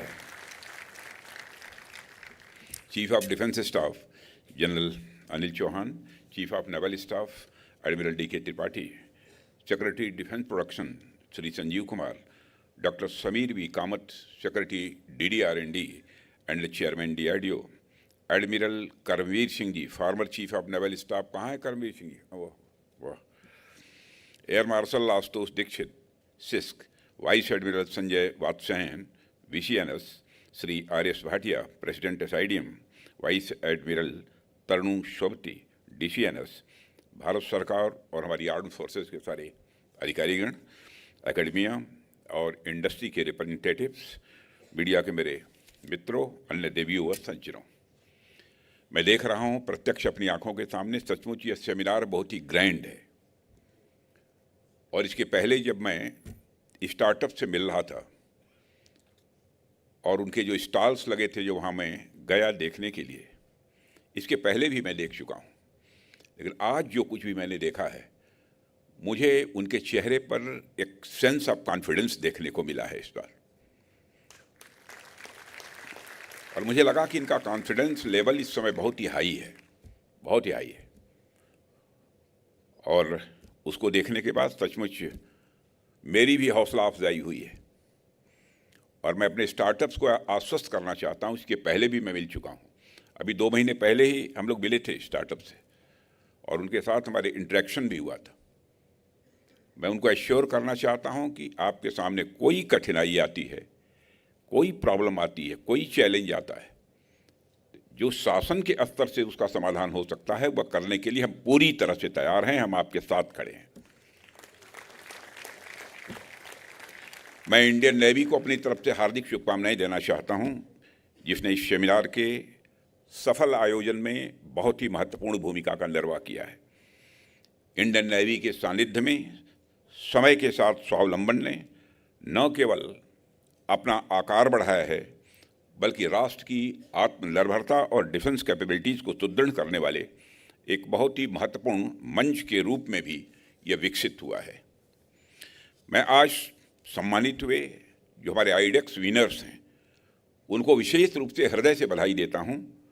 आप सब ने जो परिश्रम किया है, आप सब ने जो मेहनत की है, उसका रिवार्ड, उसकी एक्नॉलेजमेंट आपको मिली है। लेकिन मैं ये कहना चाहूँगा कि आपको यहाँ रुक नहीं जाना है, बल्कि और भी मजबूत स्ट्रांग स्पिरिट के साथ लगातार आपको आगे बढ़ते रहना है। इसके साथ ही आज जो एप्लीकेशन लॉन्च हुआ, जो डॉक्यूमेंट्स रिलीज किए गए और जो MOU एक्सचेंज किया गया, मैं उन सब के लिए भी सभी की स्टेक होल्डर्स को अपनी तरफ से बधाई देता हूँ। साथियों, पिछला स्वावलंबन सम्मेलन अत्यंत सफल रहा था और मुझे प्रसन्नता है कि स्वावलंबन 2025 इस यात्रा को और अधिक गहराई, गंभीरता और उद्देश्य के साथ आगे बढ़ा रहा है। इस वर्ष भी हम केवल सपनों को दोहराने के लिए यहाँ पर इकट्ठे नहीं हुए, बल्कि हम यहाँ सपनों को रियलिटी में बदलते हुए देखने के लिए उपस्थित हुए। बीते 1 वर्ष में आप सबने जो प्रोग्रेस की है, वह न केवल सराहनीय है, बल्कि आत्मनिर्भर भारत की दिशा में हमारे कदमों को और यह मजबूत, सुदृढ़ बना रहा है। जब भी आपके सेमिनार्स में आता हूँ, तो मुझे लगता है कि भारत की असली ताकत यहीं पर उपस्थित है। और आप सभी नौजवानों को देखकर मुझे सदैव एक नई ऊर्जा भी मिलती है। आप लोग सिर्फ पार्टिसिपेंट्स नहीं हैं, आप लोग भारत के इनोवेशन इकोसिस्टम के सबसे मजबूत पार्ट हैं। मैं इस मंच से आपकी स्पिरिट की सराहना करता हूं, आपके डेडिकेशन की सराहना करता हूं और इस भविष्य के लिए आप सबको अपनी हार्दिक शुभकामनाएं भी देता हूं। साथियों, आप सभी जानते हैं कि आज के समय में डिफेंस सेक्टर में टेक्नोलॉजी कितनी क्रिटिकल हो गई है। दुनिया तेजी से बदल रही है, इस सच्चाई को भी कोई नकार नहीं सकता। जियो पॉलिटिक्स में बदलाव लगातार देखने को मिल रहे हैं, मैरीटाइम सेक्टर में भी चैलेंजेस इवॉल्व हो रहे हैं। ऐसे समय में भारत रिएक्टिव रुख नहीं अपना सकता, बल्कि प्रोएक्टिव रहना है और दुनिया से आगे रहना है, फ्यूचर रेडी रहना है। मुझे देखकर गर्व होता है कि हमारी नेवी इस फ्यूचर रेडी माइंडसेट का एक बड़ा उदाहरण बनकर उभरी है। और साथ ही जब मैं यहाँ इनोवेटर्स, स्टार्टअप्स, यंग एंटरप्रेन्योर्स और एमएसएमईज को देखता हूँ तो मेरा ये उत्साह स्वाभाविक रूप से और बढ़ जाता है। आप लोग सिर्फ इनोवेशन नहीं ला रहे, बल्कि आप लोग करेज ला रहे हैं और यही वो चीज़ है जिससे भारत का डिफेंस सेक्टर आज तेजी से ट्रांसफॉर्म हो रहा है। वैसे क्या आपने कभी सोचा है कि दुनिया के बड़े डिफेंस इनोवेशंस आखिर कहाँ से आए? डिफेंस सेक्टर में जो इनोवेशन हमें देखने को मिलते हैं, क्या सिर्फ बड़े बड़े कारपोरेट्स ने ही उन्हें जन्म दिया है? जवाब है नहीं। अनेक बार ऐसा हुआ है कि कोई छोटा स्टार्टअप, कोई छोटी लैब, कोई यंग इनोवेटर भी ऐसी चीज लेकर आए हैं जिसने पूरे सेक्टर को रीडिफाइन कर दिया है। यही कारण है कि भारत सरकार ने आईडेक्स जैसे प्लेटफॉर्म्स को इतना महत्व दिया है, क्योंकि हम जानते हैं कि आइडियाज कहीं से भी आ सकते हैं। किसी आइडिया को बिल्ड होने के लिए किसी बड़ी बिल्डिंग की ज़रूरत नहीं होती है। आइडिया को सिर्फ एक विजन चाहिए और एक डिटर्मिनेशन चाहिए, और वही विजन आप सब लेकर यहाँ आए हैं। आज देश में इंडिजनाइजेशन का जो मूवमेंट चल रहा है, वह सिर्फ साथियों पॉलिसी का परिणाम नहीं है, वह आपकी मेहनत का आउटकम है। आप सब ने अपने प्रोटोटाइप्स, अपने सॉल्यूशंस, अपने इनोवेशंस के थ्रू यह साबित कर दिया है कि डिफेंस सेक्टर में भारत सिर्फ बायर नहीं है, बल्कि बिल्डर भी है, क्रिएटर भी है और लीडर भी है। और हम अब टेक्नोलॉजी इंपोर्ट करने वाले देश नहीं रहे, हम अब टेक्नोलॉजी एक्सपोर्ट करने वाले देश तेजी से बन रहे हैं। और यह ट्रांजिशन अपने आप में मैं मानता हूं कि बहुत ही बड़ा है। हमने सरकार में आते ही जिस आत्मनिर्भरता का सपना देखा था, आप सब ने उस विजन को आगे बढ़ाया है और हमारा आत्मनिर्भरता का यह स्वप्न 90%, 100% आगामी कुछ वर्षों में पूरा होकर रहेगा, ऐसा मेरा पक्का विश्वास है। साथियों, मैं यह भी कहना चाहता हूं कि यह इकोसिस्टम सिर्फ गवर्नमेंट से नहीं बनता है। यह इकोसिस्टम सिर्फ गवर्नमेंट से नहीं बनता है, बल्कि यह बनता है तो आप सबके द्वारा बनता है। आपके पैशन, आपकी क्रिएटिविटी, आपकी विलिंगनेस टू एक्सपेरिमेंट से ही यह बनता है। और मैं कई डिफेंस एग्जीबिशंस और आइडेक्स इवेंट्स में इनोवेटर से पहले भी मिल चुका हूं। हर बार मुझे एक कॉमन चीज़ दिखाई देती है, और वह कॉमन चीज़ है डिटर्मिनेशन और हर प्रॉब्लम को सॉल्व करने का कॉन्फिडेंस। और आपका जो कॉन्फिडेंस है, यह इमर्जिंग इंडिया का एक संकेत है। कई सॉल्यूशंस जिन पर दुनिया डिकेड से काम कर रही थी, आज हमारे यंग इनोवेटर्स कुछ ही समय में सामने ला रहे हैं। यह कोई छोटी बात नहीं है। आपने देखा होगा कि पिछले कुछ वर्षों में नेवी ने जिस स्पीड से कोलैबोरेशंस बढ़ाए हैं, कॉन्ट्रैक्ट्स दिए हैं, प्रोटोटाइप्स एक्सेप्ट किए हैं, वह एक साइलेंट रिवॉल्यूशन की तरह है जो बिना शोर के हो रही है, लेकिन जबरदस्त प्रभाव वह पैदा कर रही है। मैं आपको एश्योर करना चाहता हूं कि रक्षा मंत्रालय इस कोलैबोरेशन को और आगे बढ़ाने के लिए पूरी तरह से कमिटेड है और जहां भी जरूरत पड़ेगी हम पूरी तरह आपके साथ खड़े हैं। और साथियों, यदि मैं इनोवेशन पर बात करूं, मैं आप सबसे एक छोटा सा सवाल करना चाहता हूं। जब हम कहते हैं कि इनोवेशन, तो उसका अर्थ क्या होता है, उसकी मीनिंग क्या होती है? क्या इनोवेशन की मीनिंग सिर्फ टेक्नोलॉजी है? क्या वह सिर्फ machines, drones, AI systems, under water platform तक ही सीमित है? इसका जवाब होगा नहीं। दरअसल इनोवेशन एक आइडिया है। इनोवेशन व्हाई नॉट, यह पूछने की क्षमता देता है। आप सब ने इसी क्वेश्चन को अपना ड्राइविंग फोर्स बनाया है। आज नेवी जिस मॉडर्नाइजेशन साइकिल से गुजर रही है, उसके पीछे आपका यही खुद से क्वेश्चन पूछने वाला एटीट्यूड ही जिम्मेदार है, ऐसा मैं मानता हूं। हमारी डिफेंस फोर्सेस के automated systems, unmanned vehicles, secure communication technology, advance surveillance tools, multi domain capabilities, इन सब चीजों के पीछे आपकी यही सोच जुड़ी हुई है। अगर आज भारत मैरीटाइम पावर के रूप में राइज कर रहा है, तो उसमें नेवी के साथ साथ हमारे इनोवेटर्स का एक मेजर कंट्रीब्यूशन भी है। और साथियों, बड़ी बात यह है कि आज की दुनिया में मल्टी यूज टेक्नोलॉजी जिस तरह से इंपॉर्टेंट बनती जा रही है, उस पर भी हमारे इनोवेटर्स काम कर रहे हैं। और मैं आज जब इस हाल में खड़े होकर आप सब की तरफ देख रहा हूं, तो मुझे भरोसा मिलता है कि India is entering into A golden era of defence innovation.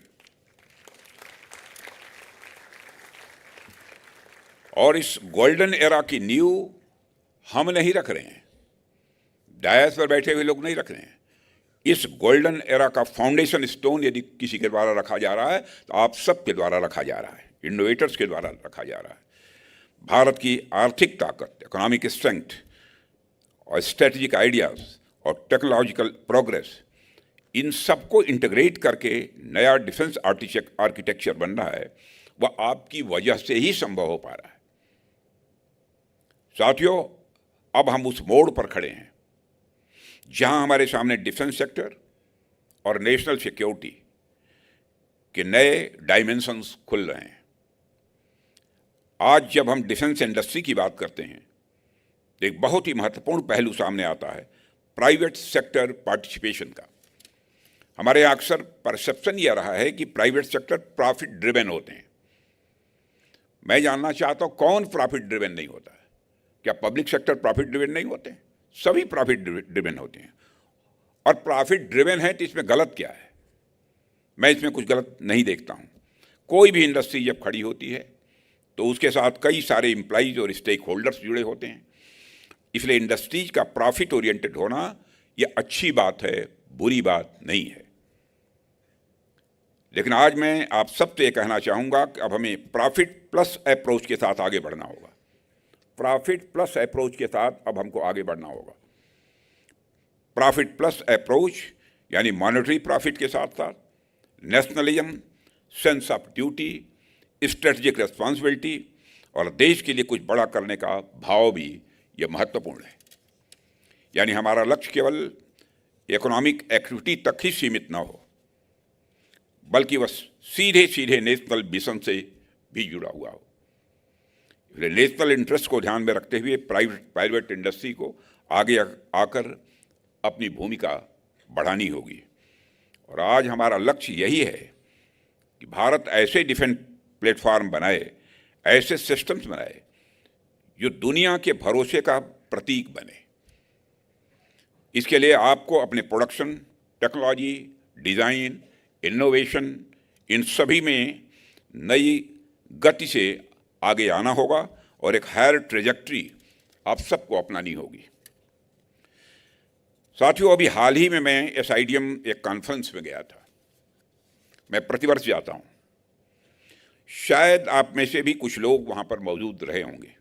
वहां मैंने कुछ टारगेट साझा किए थे, कुछ चैलेंजेस भी दिए थे, और मैंने ये कहा था कि अगले 2-3 वर्षों में प्राइवेट सेक्टर को अपना नेशनल कंट्रीब्यूशन 2 गुना करना है, 2 टाइम्स बढ़ाना है। आज मैं उसी बात को आगे बढ़ाना चाहता हूं कि आपका कंट्रीब्यूशन केवल बढ़े ही नहीं, बल्कि ऐसे बढ़े कि आने वाले वर्षों में डिफेंस मैन्युफैक्चरिंग में 50% या उससे अधिक भूमिका प्राइवेट सेक्टर की हो। आपकी कैपेबिलिटी, आपकी फ्लेक्सिबिलिटी और इनोवेशन कैपेसिटी, ये सारे फैक्टर्स क्लियरली इंडिकेट करते हैं कि आप यह कर सकते हैं। साथियों, हालांकि इस पूरी यात्रा में एक चैलेंज यह भी है कि हमें हमारे डिफेंस इक्विपमेंट के लिए बाहर के देशों पर निर्भरता कम से कम अब करनी होगी। जब हम कोई बड़ा इक्विपमेंट बाहर से लाते हैं तो उसे केवल खरीदने का खर्च नहीं होता, उसके साथ maintenance, repair, overhaul, spare part supply, इन सब का भी लॉन्ग टर्म फाइनेंशियल लोड देश को ही झेलना पड़ता है। और यही वजह है कि हमें अपनी सप्लाई चेन को पूरी तरह स्ट्रांग और सेल्फ रिलायंट बनाना ही होगा। कई बार बाहर से लाए गए जो उपकरण होते हैं उनका रियल कॉस्ट बढ़ जाता है, पर हमारा लक्ष्य होना चाहिए कि भविष्य में हर बार हमारी पहली पसंद वही उपकरण हो जो भारत में ही भारतीयता की भावना से बनाए गए हों। अगर हमने कंपोनेंट्स और सब सिस्टम्स की इंडिजिनस मैन्युफैक्चरिंग को मजबूत कर लिया तो धीरे धीरे हमारा इंडिजिनस कंटेंट स्वाभाविक रूप से बहुत तेजी से बढ़ेगा। और यह सिर्फ कैपेबिलिटी ही नहीं बढ़ाएगा, बल्कि कॉस्ट इफिशिएंसी, रिलायबिलिटी और स्ट्रेटजिक इंडिपेंडेंस, इन सभी का बेस भी बनाएगा। हमारा सपना है कि हर स्क्रू, हर सर्किट, हर बोर्ड, हर प्लेटफॉर्म कहीं बने तो भारत की धरती पर बने। और साथियों, यह तभी संभव है जब private sector, startups, research and development labs और गवर्नमेंट इंस्टीट्यूशंस एक शेयर्ड विजन के साथ आगे बढ़ें। यह तभी संभव है। मित्रों, आप हमारे सभी प्रयासों की असली ताकत एक साथ मिलकर काम करने की है। एक साथ मिलकर काम करना ही हमारी असली ताकत है।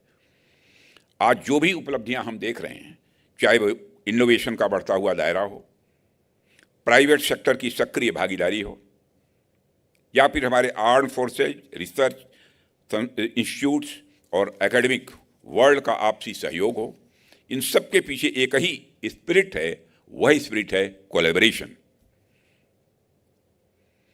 किसी एक संस्था या विभाग से इतना बड़ा बदलाव संभव नहीं होता। यह तभी संभव होता है जब government, industry, academia, research organisations और यंग इनोवेटर्स एक ही दिशा में सोचें और आगे बढ़ें। यही टीम वर्क हमें उन सीमाओं से आगे ले जाता है जिनकी कभी कल्पना भी नहीं की गई थी। आने वाले समय में defence innovation, indigenous design, advanced manufacturing और स्ट्रेटजिक ऑटोनॉमी, ये सभी हमारे विकास की कोर स्ट्रेंथ बनेंगे। Army, navy, air force, coast guard, DPSUs, DRDO, startups और फाइनेंशियल इंस्टीट्यूशंस का साथ मिलकर काम करना यह दिखाता है कि हमारा इनोवेशन इकोसिस्टम कितना मजबूत और व्यापक हो चुका है। इतनी विविधता, इतनी डाइवर्सिटी और इतनी क्षमता वाला नेटवर्क बहुत ही कम देशों के पास है। इसलिए साथियों, इस बार जब मैं आपके बीच आया हूं तो मैं आपको कोई चैलेंज नहीं दूंगा। इस बार चैलेंज आप देंगे।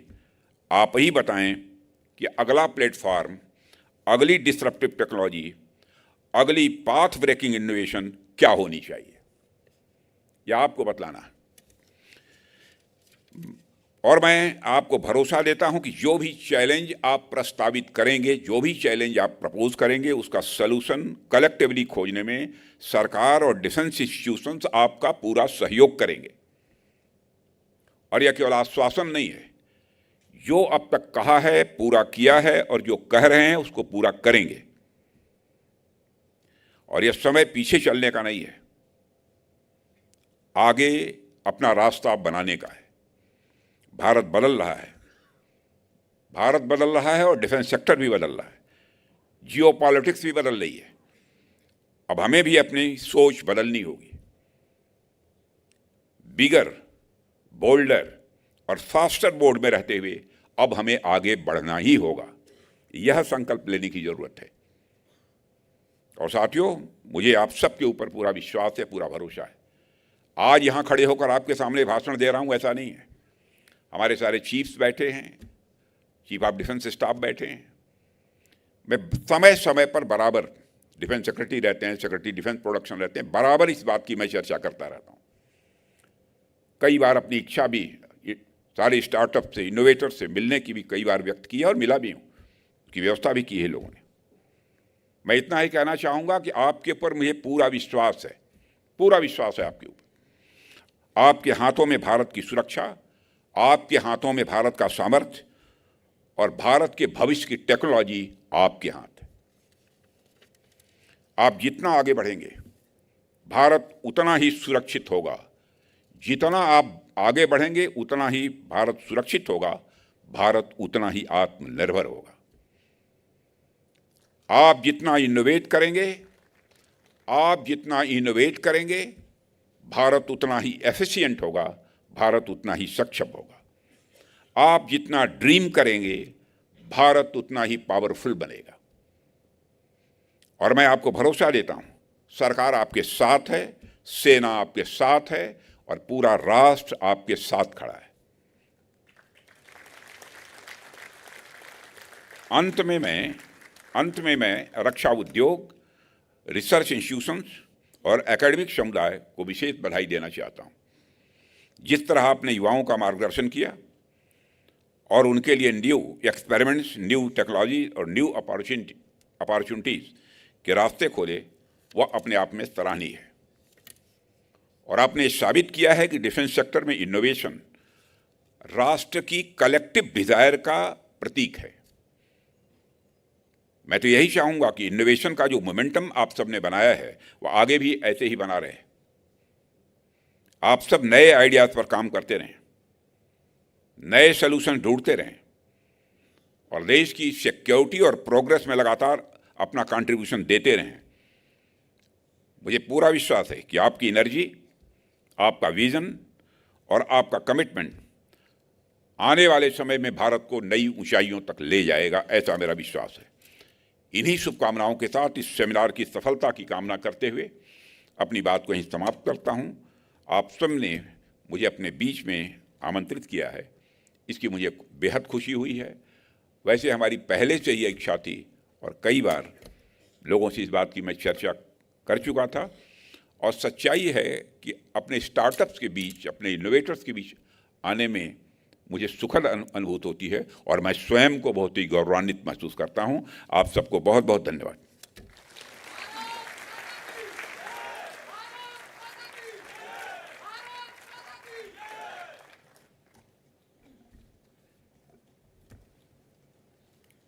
माननीय रक्षा मंत्री जी, आपके प्रेरणादायी एवं दूरदर्शी संबोधन के लिए हम तहे दिल से आभार व्यक्त करते हैं।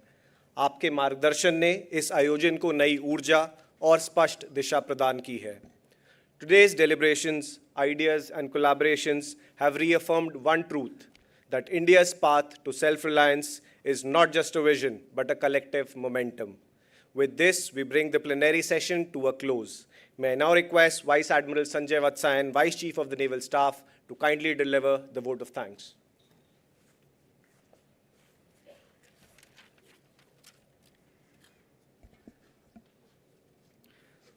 माननीय रक्षा मंत्री श्री राजनाथ सिंह जी, CDS General Anil Chauhan,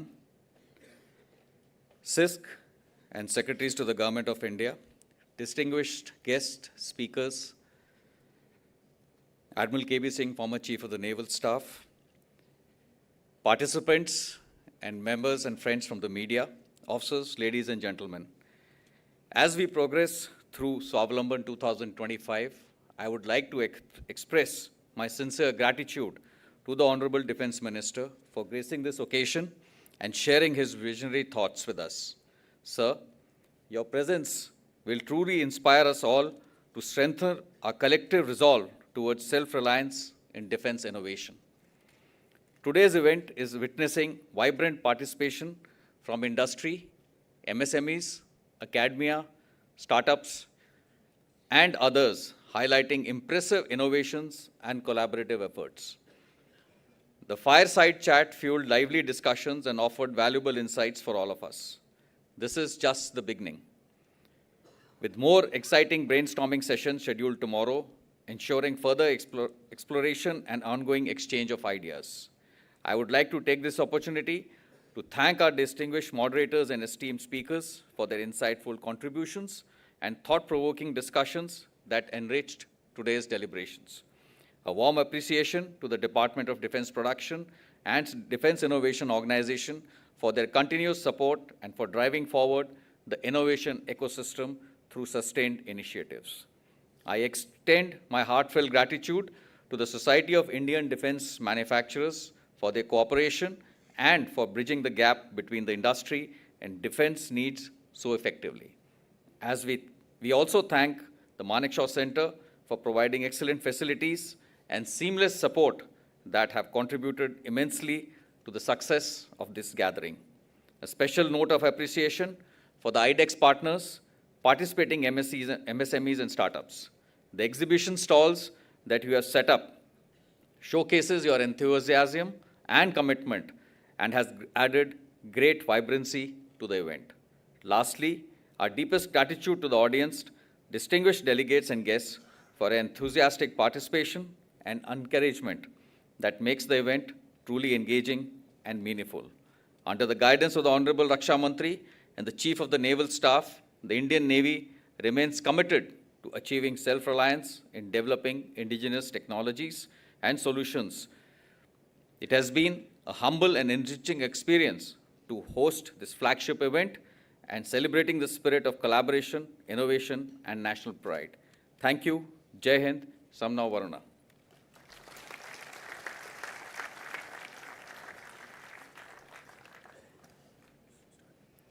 Thank you, sir. सफ़र यहीं ख़त्म नहीं होता, यहीं से नए रास्ते निकलते हैं.